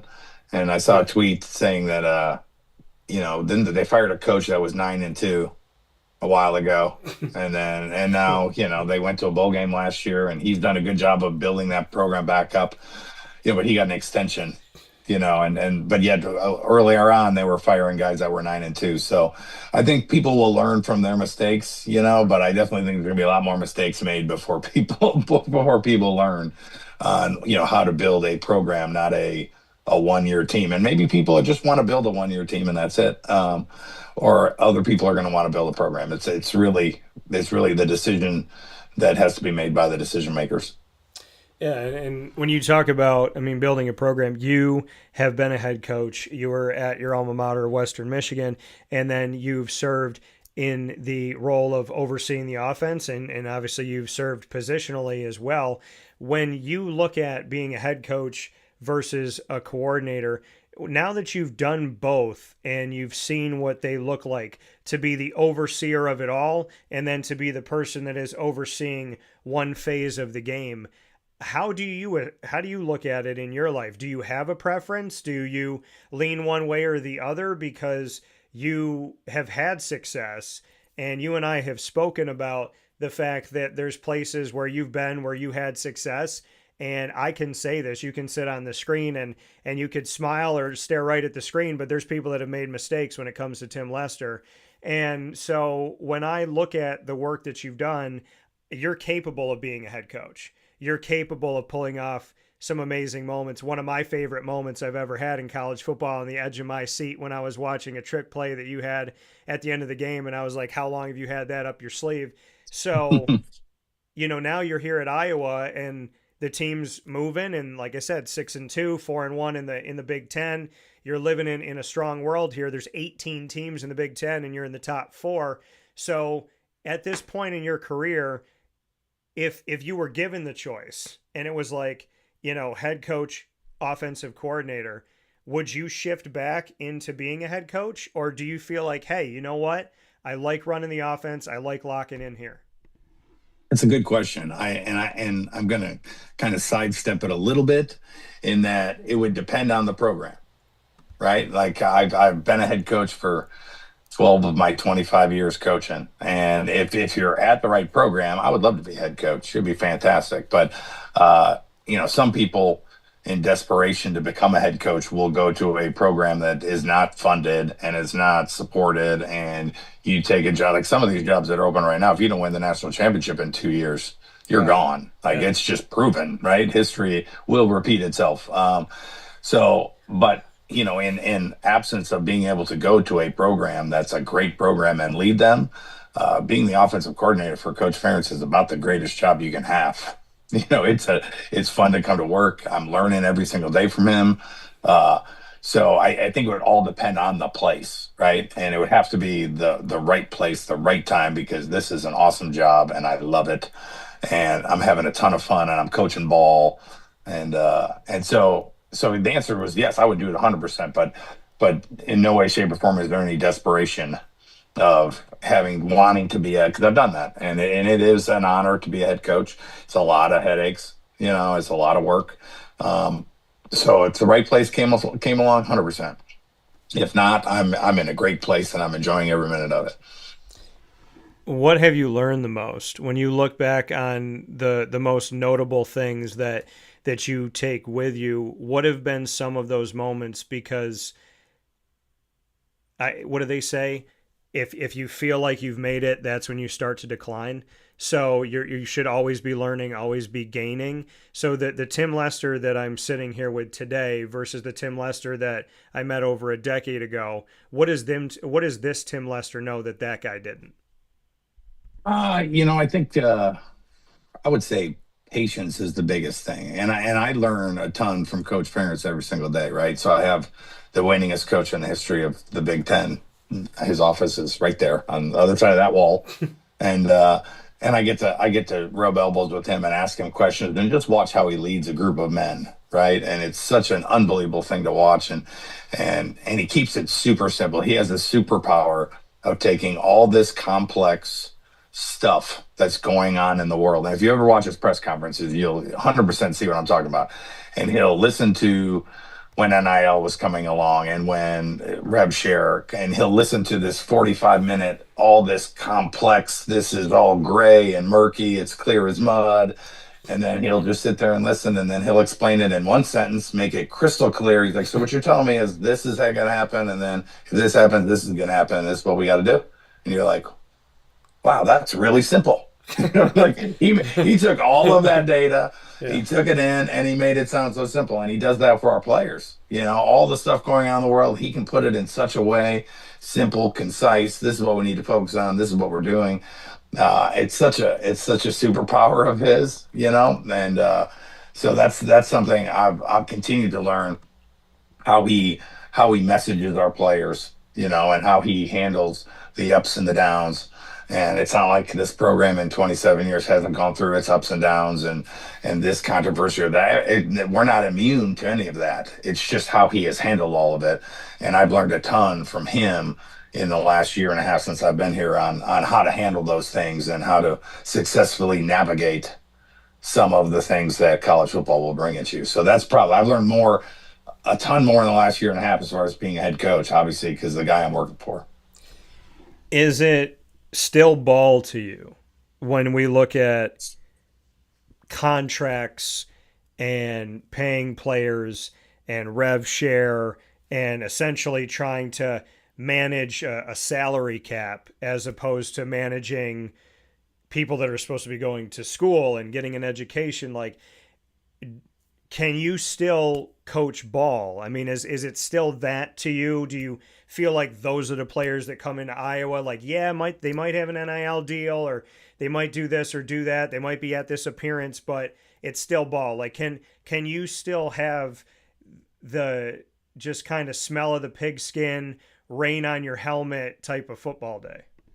You can, and I think that's the key to this whole thing is can you, and it's the same as the NFL, and having spent some time in the NFL, you see it in Green Bay, like the separation of, church and state or whatever you want to call it, but like the personnel guys and then the coaches. Yeah. And the coaches and the players are one entity, and the general manager who does a phenomenal job here, and coach, being a Pittsburgh Steelers fan, watching that organization for over decades. I think they've only had 2 coaches in whatever many years as well. But it's funny because he's from Pittsburgh. Has anyone figured out when he came to Iowa 27 years ago that we have the same uniforms? We have he's basically building the same thing. I don't think anyone knows he's from that area, but we are basically the Pittsburgh Steelers with our uniforms and everything. But he has done such an unbelievable job of separating the two. Like, I have no clue what my quarterbacks make. I always tell them when they come in here, okay, go meet with the GM, meet with the head coach. I hope you get everything you want. My job is to coach you and have you over to the house and go swimming, and we go golfing, and we sit in the hot tub. We have a blast, and we get to football is football still. It's still about the relationships you have, the blocking, the tackling, the technique, all that stuff. And the more it gets convoluted, almost the better for us, because the game's not changing. The game is the game, and it's just all the outside factors. If you let it in, if you can't simplify them, like I talked to Coach Ferentz, does such a good job of, it can ruin teams. You see teams that started hot that are now terrible. There's so much going on within each program right now, and you see it in the NFL. Remember back in the day when it was a big deal to be the head coach and the general manager? Yeah, and that was a big deal. That 15 years ago, that was the thing. You didn't want one without the other. I like them separated. And we can argue about players, and they're going to do the drafting, and they're going to do and they'll ask for our opinion, but the only way to keep the coaches and the players like this is to keep those two things separated, and I know other people aren't doing it that way. If the linebacker coach is in charge of the money from the room, you've already decided who your starters and 2s and 3s. There's no competition anymore because that guy's going to start. He makes whatever, and this guy makes less, so he's the 2, and we don't have to deal with any of that stuff. I coach my guys. I'm going to play the best guy. And the next year they'll do their contracts again. And once they get done with all the things, the ink's dried, then we go back to work, So it can be done. It's just a very fragile process. And if you learn from, I know Scott Pioli is a guy that's been helping. He's friends with Coach. Coach was in the NFL for 6 years. He was on that staff, the Brown staff with Belichick and Saban, and he was the O-line coach. So they're all like this. So he has tons of connections to people that have done things like this before in contracts. And so it's great for him to have that knowledge, and it's great for him to keep us out of it, And so it's a crazy time, but I definitely think it can be done. It's still ball here. And I don't know if it's still ball everywhere, but it's still ball here. I love that. I love hearing that. I'm not surprised when it comes to you. We got, like you said, you're in a bye week, but when ball comes back on the field, you will have yourselves one heck of a matchup. And this matchup is in the top 4 of the Big Ten, with Oregon 4-1. You're 4-1, both in the conference. They're 7-1 overall, and you are 6-2. And this game is going to be obviously at home in Iowa. So bring me into this matchup. Your thoughts on Oregon, and to one of the teams that I consider has been rightly one of the few teams that I think the polls have actually been just with, and being in the top 6. So your thoughts on this matchup, because we have an Iowa team that I think should at this point have earned a better spot, and then you have an Oregon team that has been given a good spot, and obviously they've won. This is going to be one awesome matchup. I can't wait to see it and experience what this is going to be. So I'd love to get your thoughts on it, as coming out of that bye week, no big deal. Just 2 teams trying to play for a lot inside of the Big Ten. Yeah, it's going to be a big game, and it's in Kinnick, which is fantastic for us. And they're a talented group now. We've watched a little bit of them. This is a week for us to get all the young kids reps, and we practiced on Tuesday and Wednesday and got them going. And now they have some time off for the next couple days, and we'll circle back on Sunday and get ready. But I mean, turning the film on the last 2 days, I mean, they're everything you think you'd see, right? They're extremely talented. Some of the transfers they got are very, very skilled and experienced. They're really good up front. Obviously, Dan Lanning defensively is an extremely intelligent coach and puts them in good situations all the time, and will confuse offenses and get you to play a little bit slower. And so they do a lot of things. It's going to be a battle, but it's still going to be decided in the trenches, right? I mean, our offensive line is one of the best in the country. I think theirs is too, but I think ours is, and we can move people around and not turn the ball over. And you have to do all the things in a big game. You got to do all the things that we say football's still football, right? Don't turn the ball over, run the ball. Huge games. It's funny, you watch those big games and you're not shocked when it's Georgia, Alabama, and it's 16-14 in the third and fourth quarter. Like, it's going to be one of those matchups, and it's fun. It'll be fun to have it at home. But they don't really have a weakness. You normally don't have a single digit number by you and have a ton of weaknesses, and so it'll be a huge challenge. It'll be exciting for Iowa City to have a matchup like this. I don't think they've ever been here, but they played in a whiteout against Penn State this year, so it's not like they're going to be immune, or they're not going to be shocked by the atmosphere.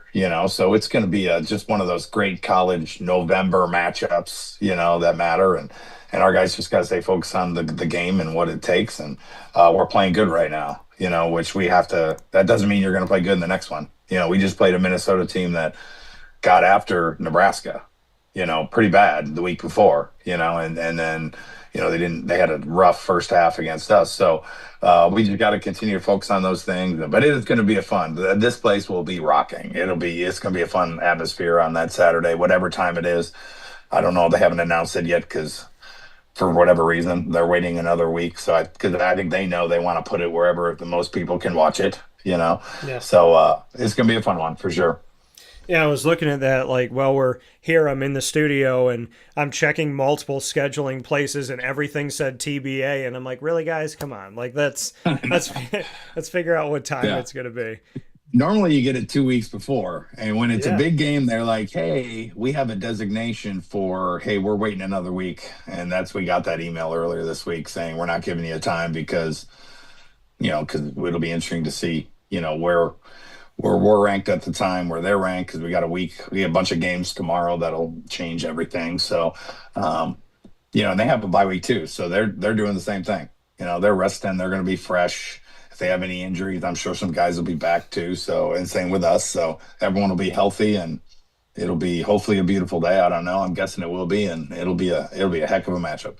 Yeah. And before we jump in rapid fire here with Tim Lester, do want to make a note, Kinnick Stadium, 69,000 plus. Would love to just get your thoughts to somebody who hasn't experienced Kinnick Stadium, what it's like to be there for a Hawkeyes football game. Bring me into the atmosphere that Oregon is going to be coming into. Yeah, I mean, it's been sold out, I think. It reminds me a lot of Lambeau. It's been sold out for 30, 40 years, whatever it is. These fans, it's woven into the fabric of the community, right? The tailgating. Some people tailgate and then just go home because they weren't able to get a ticket. And it's every game that way. It's such a unique experience. The one end zone is so loud. I mean, I think it was, 4 years ago we played Penn State. They jumped off sides 3 times in a row offensively because it was so loud on that end. So it'll be a rocking atmosphere. But I think just the tailgating and everything that goes into it, I guess I think I took it for granted in year one. Maybe it was because I was coming from Lambeau, where I was so nervous about calling the game. I really didn't pay attention to what was going on around me. But these last 2 weekends from Penn State and Minnesota, I mean, this place is an advantage. It's rocking, and it's unlike many places. It's been fun for me. I have a freshman quarterback, Ryan Fitzgerald, Pat's son, and I've known Pat since we played 7-on-7 against each other in high school. Yeah. And he's a Big Ten guy, right? He's spent 17 years at Northwestern, and so he's been around the league, and so it's fun for him to be a parent coming to games. And I learned so much that he's just in awe of this place and the fans, because and he's been everywhere. So getting his take on this program and this fan base and just how into the game they are, and then we have the wave at the end of the first quarter, which no matter what's going on, you could be up 15, down 15. It just puts everything into perspective that, we have over the top of our stadium, the Children's Hospital looks down in, and everyone stops and waves to the children. It's just it's a unique thing. It's a bucket list. You have to check it off. You need to check it off at some point, because it is unique and special. And you will, I've never had anyone come here who's been like, man, it didn't live up to the hype, Yeah. And I know that you and I have discussed this, and there's actually one of the dates that I'm looking at to try and make this happen, or a couple dates that I'm looking at to try and figure this thing out. So I know that I have to tell you, because you have this home game and then you have one more after this. So, yep. And I know we spoke about it before, so we will talk about it off the air. I do want to jump into rapid fire, though. Tim Lester here with me, Iowa Hawkeyes Offensive Coordinator, quarterbacks coach, 2025-26 college football season here on Wake Up Call with Dan Tortora inside the Great Lakes Honda City Studios. No big deal. They're 4-1 in the Big Ten, 6-2 overall, in the top 4 of 18 schools in the Big Ten. And when I say no big deal, that is facetious, that is sarcastic, because Iowa, if they're not on your radar, well, then you need to wake up. So with that being said, you get to ask the first question, Mr. Lester. What do you got for me? All right, I've been ready for this one. Okay. All right, so tell me this. Right. What and I could go back and look at our text strand back and forth, me and you. Okay. But what is your most used emoji? Are you a pounded guy? Are you a smiley face? Are you a smiley face crying? Are you a thumbs up? Like what is your most used emoji? It'll tell me a lot about you. But what is your most used emoji? It's the smiley face crying laughing.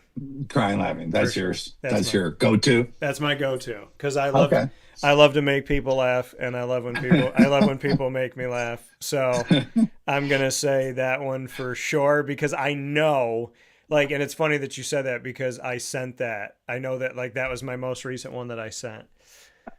My question back to you, Tim.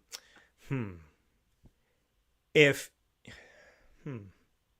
the closest person to you had to describe you as 3 emojis, what 3 emojis would they say best describe? So tell me the person that's describing you, the one that you would trust to do this. So who is the person, and what are the 3 emojis that they would pick, in your opinion? To describe me, I would probably say I would either have, right close to me right now, Coach Ferentz is right on the other side of that wall, or Billy Vandermerk's my analyst. He's in here the most, him and Warren. Okay. If they were to describe me, they'd have to put a smiley emoji, just because I'm a silver lining guy, right? That's just who I am. Yeah. They would probably put that one guy that's walking, just because I do. Everyone makes fun of how fast I walk. I walk fast. I'm going places. Ditto. Right? I think I'm the fastest walker. I thought I was the fastest walker in the history of walkers until I met Ryan Downard. He's the safeties coach for the Green Bay Packers, and he walked by me, and I couldn't believe it. I decided to stop him and have a conversation. He actually sent me last month. He sent me a study in Harvard that said people that walk fast are more successful or something. He sent me a text. I was like, sweet, because he's the fastest walker in history. And hopefully a heart emoji. I genuinely, I try to be as genuine as humanly possible, and get to know my players and care about them, and ask them what's going on in their world. Because it's a all encompassing thing. These players and coaches have so much going on their plate and their families, and you just try to do everything you can and be a support mechanism for them. Those would be the 3 that I would hope they would choose. Yeah, I think it's funny that you said that, because I have an exclusive multimedia marketing partnership with Onondaga Community College, and their SID, Taylor Casella, she was walking next to me, And I was like, you're walking fast. And she's like, I'm actually slowing myself down. And I'm like, I always get yelled at for taking too big of strides and walking too fast. And she got past me. And I was like, and then I remember leaving a soccer game and she was going so fast that I was almost like, cause like she got to her point and she turned around and she was talking to me and I'm like, okay. I was like, are you trying to like get away from the conversation? Cause she like blew fast and then she stopped to talk to me. And I was like, why do you move like that? Like I know how fast I move. And I've gotten yelled at for years of, I mean, when I'm dating somebody, Tim, that girl will hold my hand and she's like, you're pulling me, like literally pulling me It's like forward. a tow rope in a boat, right? Like you're skiing behind. My wife talks about it all the time. She sent me something on Instagram of like a family in the airport and the dad is like hauling, right? And that's who I am. And so like, she's a great water skier behind me because I'm walking, I'm going. And that's just, I don't know why. I don't know why it's that way, but it's just the way it is, you know? That's the way we move. Yeah. What's your next? Wrong with it. Yeah, there's nothing wrong with it. What's your next question for me? I would say, okay, so what's your number one way in celebrating something? So let's say whatever it is, like celebrate something personal, celebrate a business accomplishment. Like what are you doing? Like how are you celebrating a win? Like what is it doesn't need to be a guilty pleasure, but what are you like, wow, this something great just happened. How are you celebrating it? Knees on the ground, thanking the Lord first and foremost. Talking to my parents and getting people together and probably just having dinner, like just having a meal. Like I want to see, yeah, like I want to just sit and be with people. And you know, I'd like to have all of them. And I always think this is how I think about it. I'm like, okay, I want to have my people with me. And then I always think about people like yourself where I'm like, I know that I probably can't get Tim because he's coaching and he's doing this and that. But there's like when I celebrated 21 years in broadcasting this past year, like, and it'll be 22 actually within a few days here.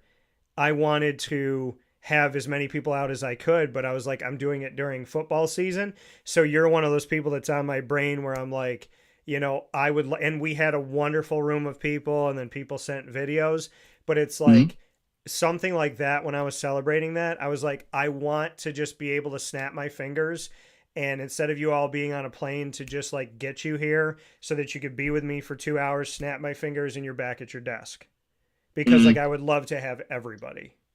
Yeah. So yeah, I mean, I just thanking God and being grateful and then just being around my people.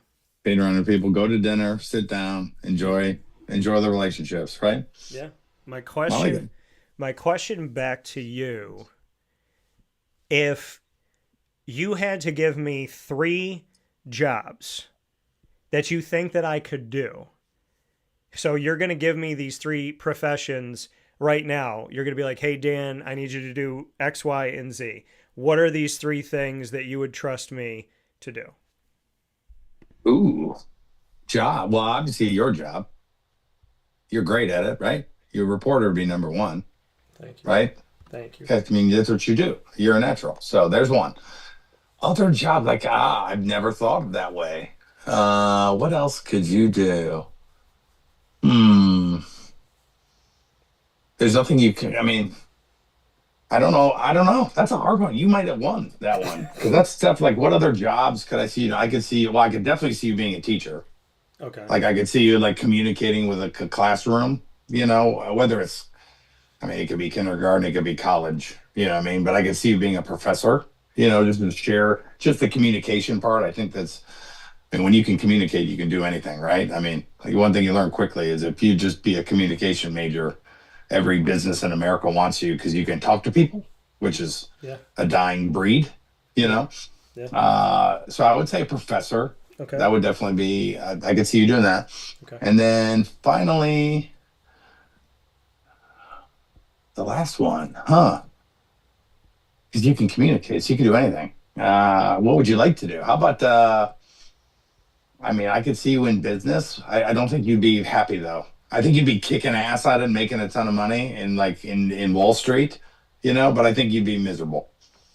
because it wouldn't be the relationships wouldn't be what you wanted them to be, you know. And maybe some companies, I'm sure some companies do have an unbelievable culture of communication, and you'd probably be trying all the while making millions of dollars on Wall Street. You'd be trying at all times to make it what you wanted it to be, you know. I think that would be, but that one's not a good one because I don't think you'd have fun. I don't think you'd be miserable. You'd be rich and miserable. So No, you'd be good at it, but be miserable. No, it makes sense. I mean, when I was an account executive working in the radio stations, I was like, I remember one day, I'll never forget it. I was at my first job out of college, and I liked everything. Like I was all dressed in my suit, and I liked dressing up, and I had my, camel coat on and all that stuff, and camel colored, folks, not an actual camel. Don't freak out. And I looked in the mirror and I said, when are you going to be Dan Tortora again? You let me know. I was like, you let me know when you're going to be you. And it wasn't that I gave up myself. It was that every day I went to work, it was a battle. Like for me to be myself, I was going against everything that like the embodiment of my bosses. It wasn't me. And it was just like sell. And I was like relationships and honesty. And so that wasn't their thing necessarily with certain people. So yeah, I can understand what you're saying with that for sure. And one thing, the reason why I have a mustache and not a goatee is that I'm doing a thing that God and I have talked about and that I really wanted to get into more. And I've gotten to hopefully build some really cool networking, and I'm hopeful. So good. Yeah. What is your last question for me? My last question would be, what is your, because everyone has one and maybe you don't, but what is your, and I'm not talking, we're going to talk, and I don't want to get too deep here. I want to say like, what is fear? When we talk about fear, like what animal do you like? I don't want to be anywhere near any type of this animal. Like when you see it, you're like, I'm out. I'm running the other direction because they just give me the heebie-jeebies. Yeah. For some odd reason, there's like a couple people that I've met that were like, wait, but this is your favorite comic book character. And I was like, it's not the same. And that would be spiders. That would be spiders. I do not like that. Spider saves people. This one is scaring me. Yeah. Like if you're big enough that I can look at you eye to eye, like eye to eyes, no. And I have a deal with spiders outside my house. There's two things. You can be a spider, but you can't get to a certain size. And then the other part of it is if you're going to be here, you stay outside, and I inspect their work. I go to their nest, I see how many bugs they kept out of my house, and as long as we're good with that, then we got a deal. When you come into my house, it's straight up murder. It's murder. Yeah. And so I would say spiders, because I can't think about it. When I see one, because like I have like these reddish brown ones. When I see one come in, my brain, I don't even let my brain think. I take the shoe off and I'm like, murder. And then I pick it up and throw it in the toilet before I can think about it. So okay. Fair. Yeah, and the wolf spider, like they're big and they're hairy and they're huge and scary. There's so many things about spiders that that I want to ask God, like, okay, I understand that they eat other insects and they eat mosquitoes, which is good, but like, could you just have stopped at a certain point of making them big? Yeah. Couldn't you make something that looks like a bunny rabbit that eats mosquitoes? Like, why not? Just have a bunny that has the ability because this is one thing this freaks me out. So there's spiders that will they go up in trees, and apparently they're huge, and they will sit open in like a nest, and a bird will like land in it like it's a nest, and it will close on it. Like that to me is like, I can't. Oh my God. It just like, I can't do Stephen King stuff. I can't. No. Like The Mist. No.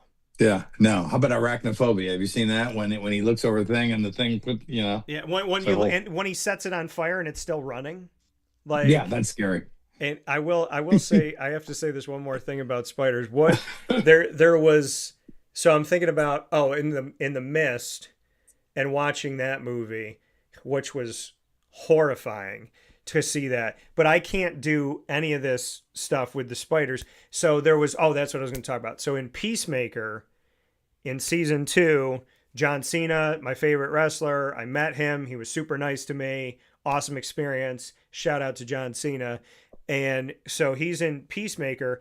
In the last episode of season 2, I'm not spoiling anything, they open a door to like another universe, and there's massive spiders with giant skulls, and the skulls are like leaning back and screaming. And this one person was like, I wish they spent more time here. And I was like, what is wrong with you? Like, why would you like, I was like, who thinks of this stuff? Like, hey, you know what? Let's have a hell world where there's giant spiders, there's fire everywhere, and there's these massive skulls on top of their bodies that are screaming. Like, that is a nightmare from Rob Zombie. I can't do it. Like, if I was playing a football team as a coach that had spiders on their helmet, like, I know Richmond, but theirs are nice looking, you know? Yeah. But if there was like a skull, small. yeah, like if there was a skull spider on their helmet, I'd go over to the official and be like, I would tell them they have to take those off. Like, we're not doing this here. Oh, I love it. So my last question for you is, what is your most irrational movie fear? Like, you're not like something in like a movie, a thing in a movie that you won't watch a movie if it has this thing. Not a fear, but just something that you're like, no, it gives you the ick or whatever. It makes you uncomfortable. Yeah, I am. I don't watch a lot of movies, and when I do, they're normally. I'm very predictable, right? I'm going to watch a funny movie. I'm going to watch every kind of war movie possible, where as long as the good guys win in the end after they go through their adversity and looks like all is lost, and then they come back and win at the end. Like, I can handle all that gore. Okay. And all the I love those type movies. But I would tell you that, like, any kind of like zombie possessed eyes rolling back in the head, like something coming out, like any kind of like little girl that's possessed, and like, I'm not into, like, as soon as I see the preview, like, I'm done. And to each his own. If you like to watch that stuff, go for it. I just cannot handle that whole world of craziness, and I don't even watch them. I won't even. It's great because you have a choice to totally keep yourself out of that world. Yeah. And there's plenty. I mean, you see them. They show you and there's one on right now where they show the one eyeball and then a second eyeball, and the third eyeball pops up in one eye of this girl. I think it's a girl, maybe, or it's someone. No, thank you. No possessed houses, no possessed people in the dungeon, all that. No, I don't need that in my life. No, and it was funny because I was having a conversation about that recently, and I have a close relationship with God, and I firmly do believe that when you watch that stuff, you're opening yourself to this stuff and evil world. Yeah, and I'm like, yeah, we don't need any of that. That portal needs to be shut. I will say this though, I really, really hope that when you play Oregon, that Mark Gronowski comes up and he gets under center and he calls out a play called Zombie. I really do. Yeah. Oh, we have a drill called Zombie. We have a drill. Okay. And yeah, we have a drill called Zombie. I got it. I've been doing it for a long time, but I don't know. It doesn't. Like I said, I have not watched a scary movie in like 20 years. So I'm so disconnected. It's not like I get forced to do it or anything like that. Like, eventually you become an adult and you don't have to go anywhere near anything. I guess if I had a friend that, made a movie and it was like that, I would maybe go just to support my friend, but I would probably not pay attention, keep my mouth shut the entire time, and no, I don't. And it's funny because like my 16-year-old, he loves them. Like, I think it's just like the high school thing to do. Let's go to the scary movie and everyone can scream and they think it's the coolest thing ever. And I'm just no interest at all. To each his own. I won't judge you, but I don't want anything to do with it. No, I said I'll fully be like the father that if I have a child and they hide behind a door and they pretend to be possessed or something and they scare me, I will leave you in the house. I will get in the car. I will drive away. You're on your own. Yeah. You're on your own. I've said, I was like, if I'm in a house and my child, I walk by a room and I see them just like staring into a dark closet and they're talking, and I go, hey, buddy, what are you doing? He's like, oh, I'm talking to my friend, da, da, da. That's fine. Whatever. I'm going to sell that house, move into another house. If I see them talking in a closet to the same friend, I'm going to kiss them on the forehead and I'm putting them up for adoption. Daddy loves you.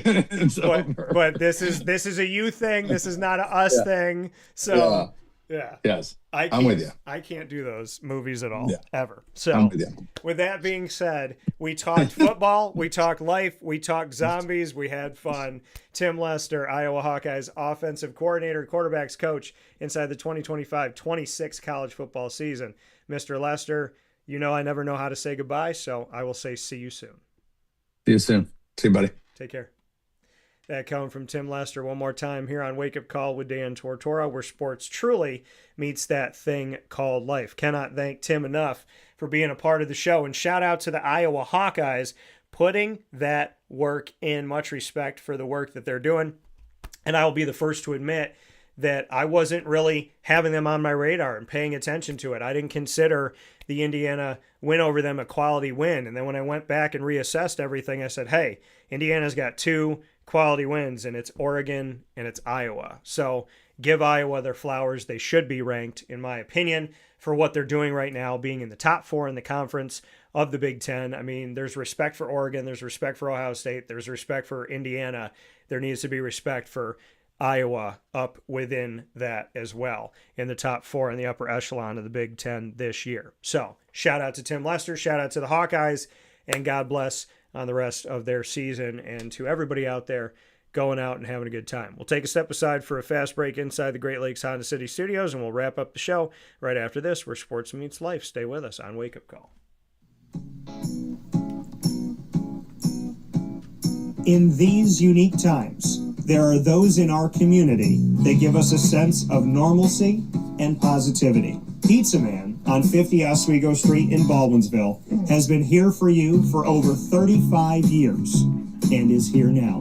Call 315-638-1234 or order online at pizzamanbville.com to bring those familiar tastes into your home. And remember to come see our monthly on-site broadcasts centered around the community and our Baldwinsville Bees.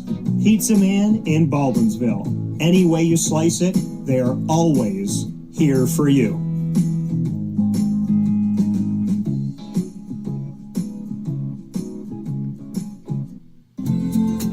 Looking for your next ride? Look no further than Great Lakes Honda City, located on 7140 Henry Clay Boulevard in Liverpool, New York. Serving our community for decades, their new and pre-owned vast array of vehicles are available to you Monday through Saturday on site. To search from home, shop at GreatLakesHondaCity.com. Call 315-365-5576 to set up an appointment. That's 315-365-5576 for Great Lakes Honda City, 7140 Henry Clay Boulevard in Liverpool, New York. Great cars, great people, Great Lakes.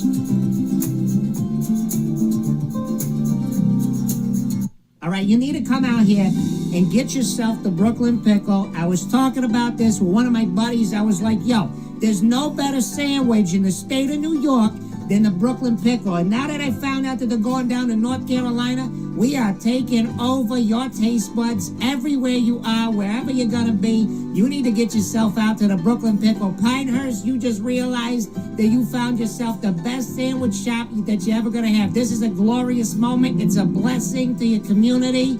You're welcome. Brooklyn in the house, baby. Go over to the Brooklyn Pickle. You already know what it is. You heard the man. Head to Brooklyn Pickle Pinehurst on 1788 Old Morgantown Road in Southern Pines, North Carolina.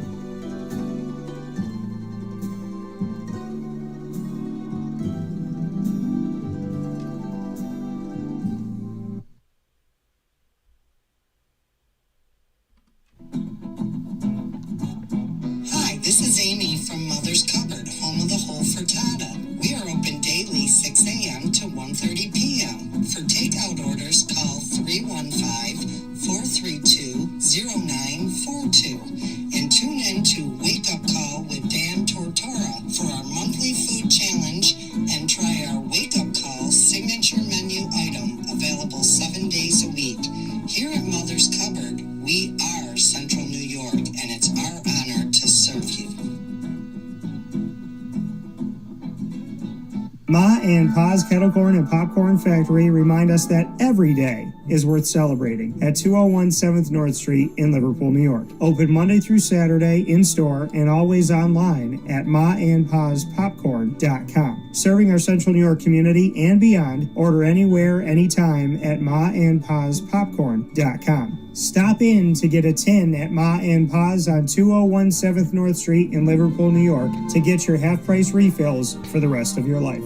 Come to Ma and Pa's for your holiday gift giving for family, friends, employees, and clients. And remember, for fundraising and events, to call 315-450-6272. That's 315-450-6272. Ma and Pa's Kettle Corn and Popcorn Factory. How corny are you? This is Jim Sikowski, owner-operator of Chick-fil-A Cicero, 7916 Brewerton Road in Cicero, right in front of the Home Depot.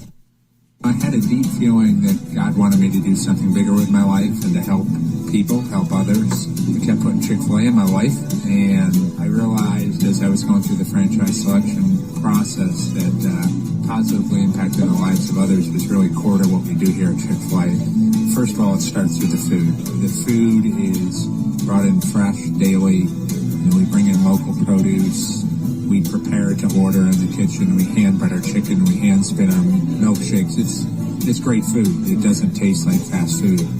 I think the second thing is the way people feel when they come in a Chick-fil-A restaurant. It's different. We try to treat people with intentional kindness here, which is very different and deeper than good customer service. And so I think it feels remarkable for most people to come in a Chick-fil-A restaurant. And then lastly, the impact that we try to have in the community is very different. It's a big part of the expectation of every operator of a Chick-fil-A restaurant is that they're actively engaged in their community, they're a leader in the community, and they're making a difference. When they realize that what we're striving to do is to shine a little light in their life, that's a very, very different experience than you will have in any other quick service restaurant. And it's that remarkable experience that I think people will emotionally connect with.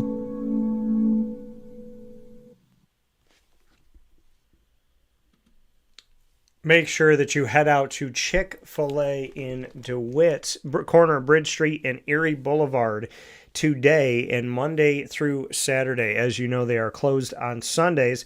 Chick-fil-A in DeWitt offering you for a limited time only the Pretzel Cheddar Club in original, spicy, and grilled. The Pretzel Cheddar Club, which I've had, is absolutely fantastic. You can get that and more in the newest Chick-fil-A in Central New York on the corner of Bridge Street and Erie Boulevard. You can't miss the brick building, the double drive-through, and there's so many ways to enjoy Chick-fil-A in DeWitt, be it the drive-through, going inside, or ordering on the app. And of course, the app has wonderful perks that come with it as well. So we'll see you over at Chick-fil-A DeWitt today. With that being said, here on Wake Up Call with Dan Tortora, I want to thank you for being a part of the show today. I want to thank you for taking some time with us and spending time with Tim and I, and of course, with these wonderful segments with the Annoying Moment of the Week presented by Carvel DeWitt, Chick-fil-A Cicero, and I bringing you Lead, Learn, Evolve, Ad-lib, and Deliver about sometimes feeling like the minority. And a big shout out to the Top Dog of the Week, my parents, for pulling off the absolutely perfect surprise party for my birthday to celebrate 40. And that Top Dog of the Week presented by K-9 Kamp Dog Daycare, the only place I would tell you to bring your dog for daily care. And big time shout out, of course, to Tim Lester and the Iowa Hawkeyes. So thank you for being with us up and down the East Coast, the Midwest, the West Coast, and all around the globe on Facebook.com and YouTube.com, both /WakeUpCallDT, and on WakeUpCallDT.com. www.podbean.com. Once the show go live, they hop into the archive on Amazon Music, Audible, iHeartRadio, iTunes, and Apple Podcasts, Player FM, Podbean, Podchaser.com, Podvine, Spotify, TuneIn, and YouTube. All you have to do is search Wake Up Call with Dan Tortora, or one word, Wake Up Call DT. Make sure to subscribe and to follow us on all of these wonderful channels. You can also ask Alexa or your Google Home device to play the latest episode of Wake Up Call with Dan Tortora, and they will do that for you as well.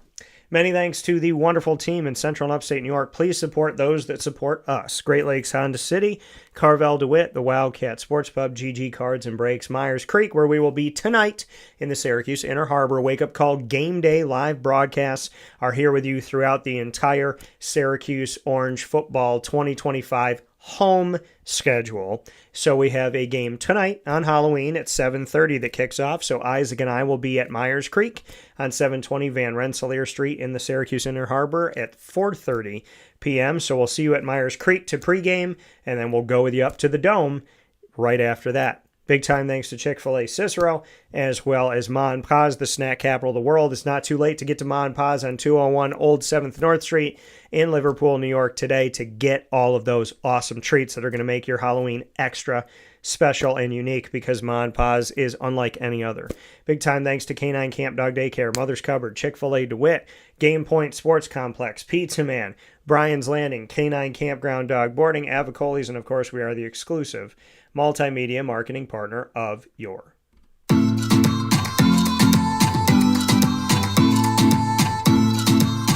Bryan and Stratton College Bobcats of Syracuse. The Bobcats are with you every single month. Student athletes, coaches, administration, and alumni joining me in the Bobcat Buzz every month. And you can find all of our content by going to youtube.com/wakeupcalldt. Click subscribe, hit the notification bell, and find the BSC Syracuse playlist. The Bobcats are also on wakeupcalldt.com's homepage and underneath the exclusive partners tab. For more information, go to syracuse.bscbobcats.com and go Bobcats.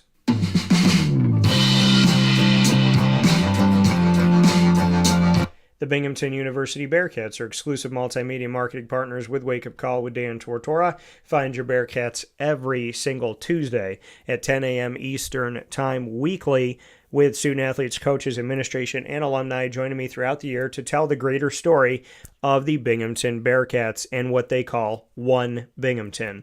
You will find all of our content by going to youtube.com/wakeupcalldt. Click subscribe, hit the notification bell, and find our Binghamton playlist. The Bearcats are also on wakeupcalldt.com's homepage and underneath the exclusive partners tab. For more information, go to binghamtonbearcats.com and go Bearcats.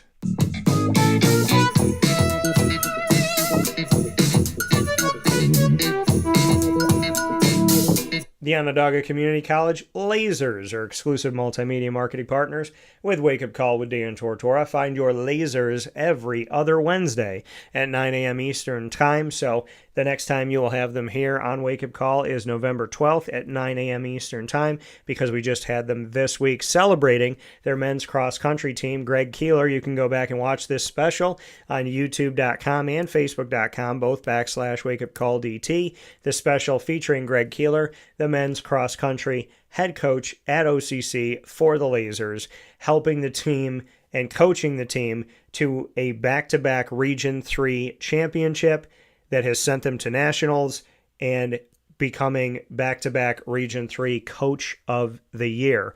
Everything in our Laser Lounge is on youtube.com /wakeupcalldt. Click subscribe, hit the notification bell, and find the OCC playlist. You'll also find the Lasers by going to wakeupcalldt.com's homepage and underneath the exclusive partners tab. For more information, go to onondagalazers.com and go Lasers.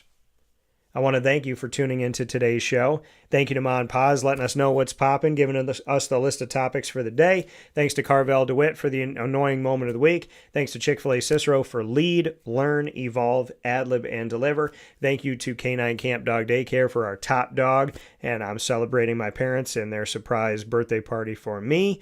Big time thanks to my very good friend Tim Lester, Iowa Hawkeyes Offensive Coordinator and Quarterbacks Coach. And from the Great Lakes Honda City Studios, I'll see you at Myers Creek with Isaac today at 4:30 p.m. for us to kick off Syracuse in North Carolina with you. Myers Creek today, Halloween, 4:30 p.m. be at Myers Creek, Van Rensselaer Street in Syracuse, New York, and that is in the Syracuse Inner Harbor. We'll see you there at 720 Van Rensselaer Street. From the Great Lakes Honda City Studios, I say God bless, no stress. Do your best. Have a wonderful day. Stay safe, and remember, God is always working in your favor. He loves you.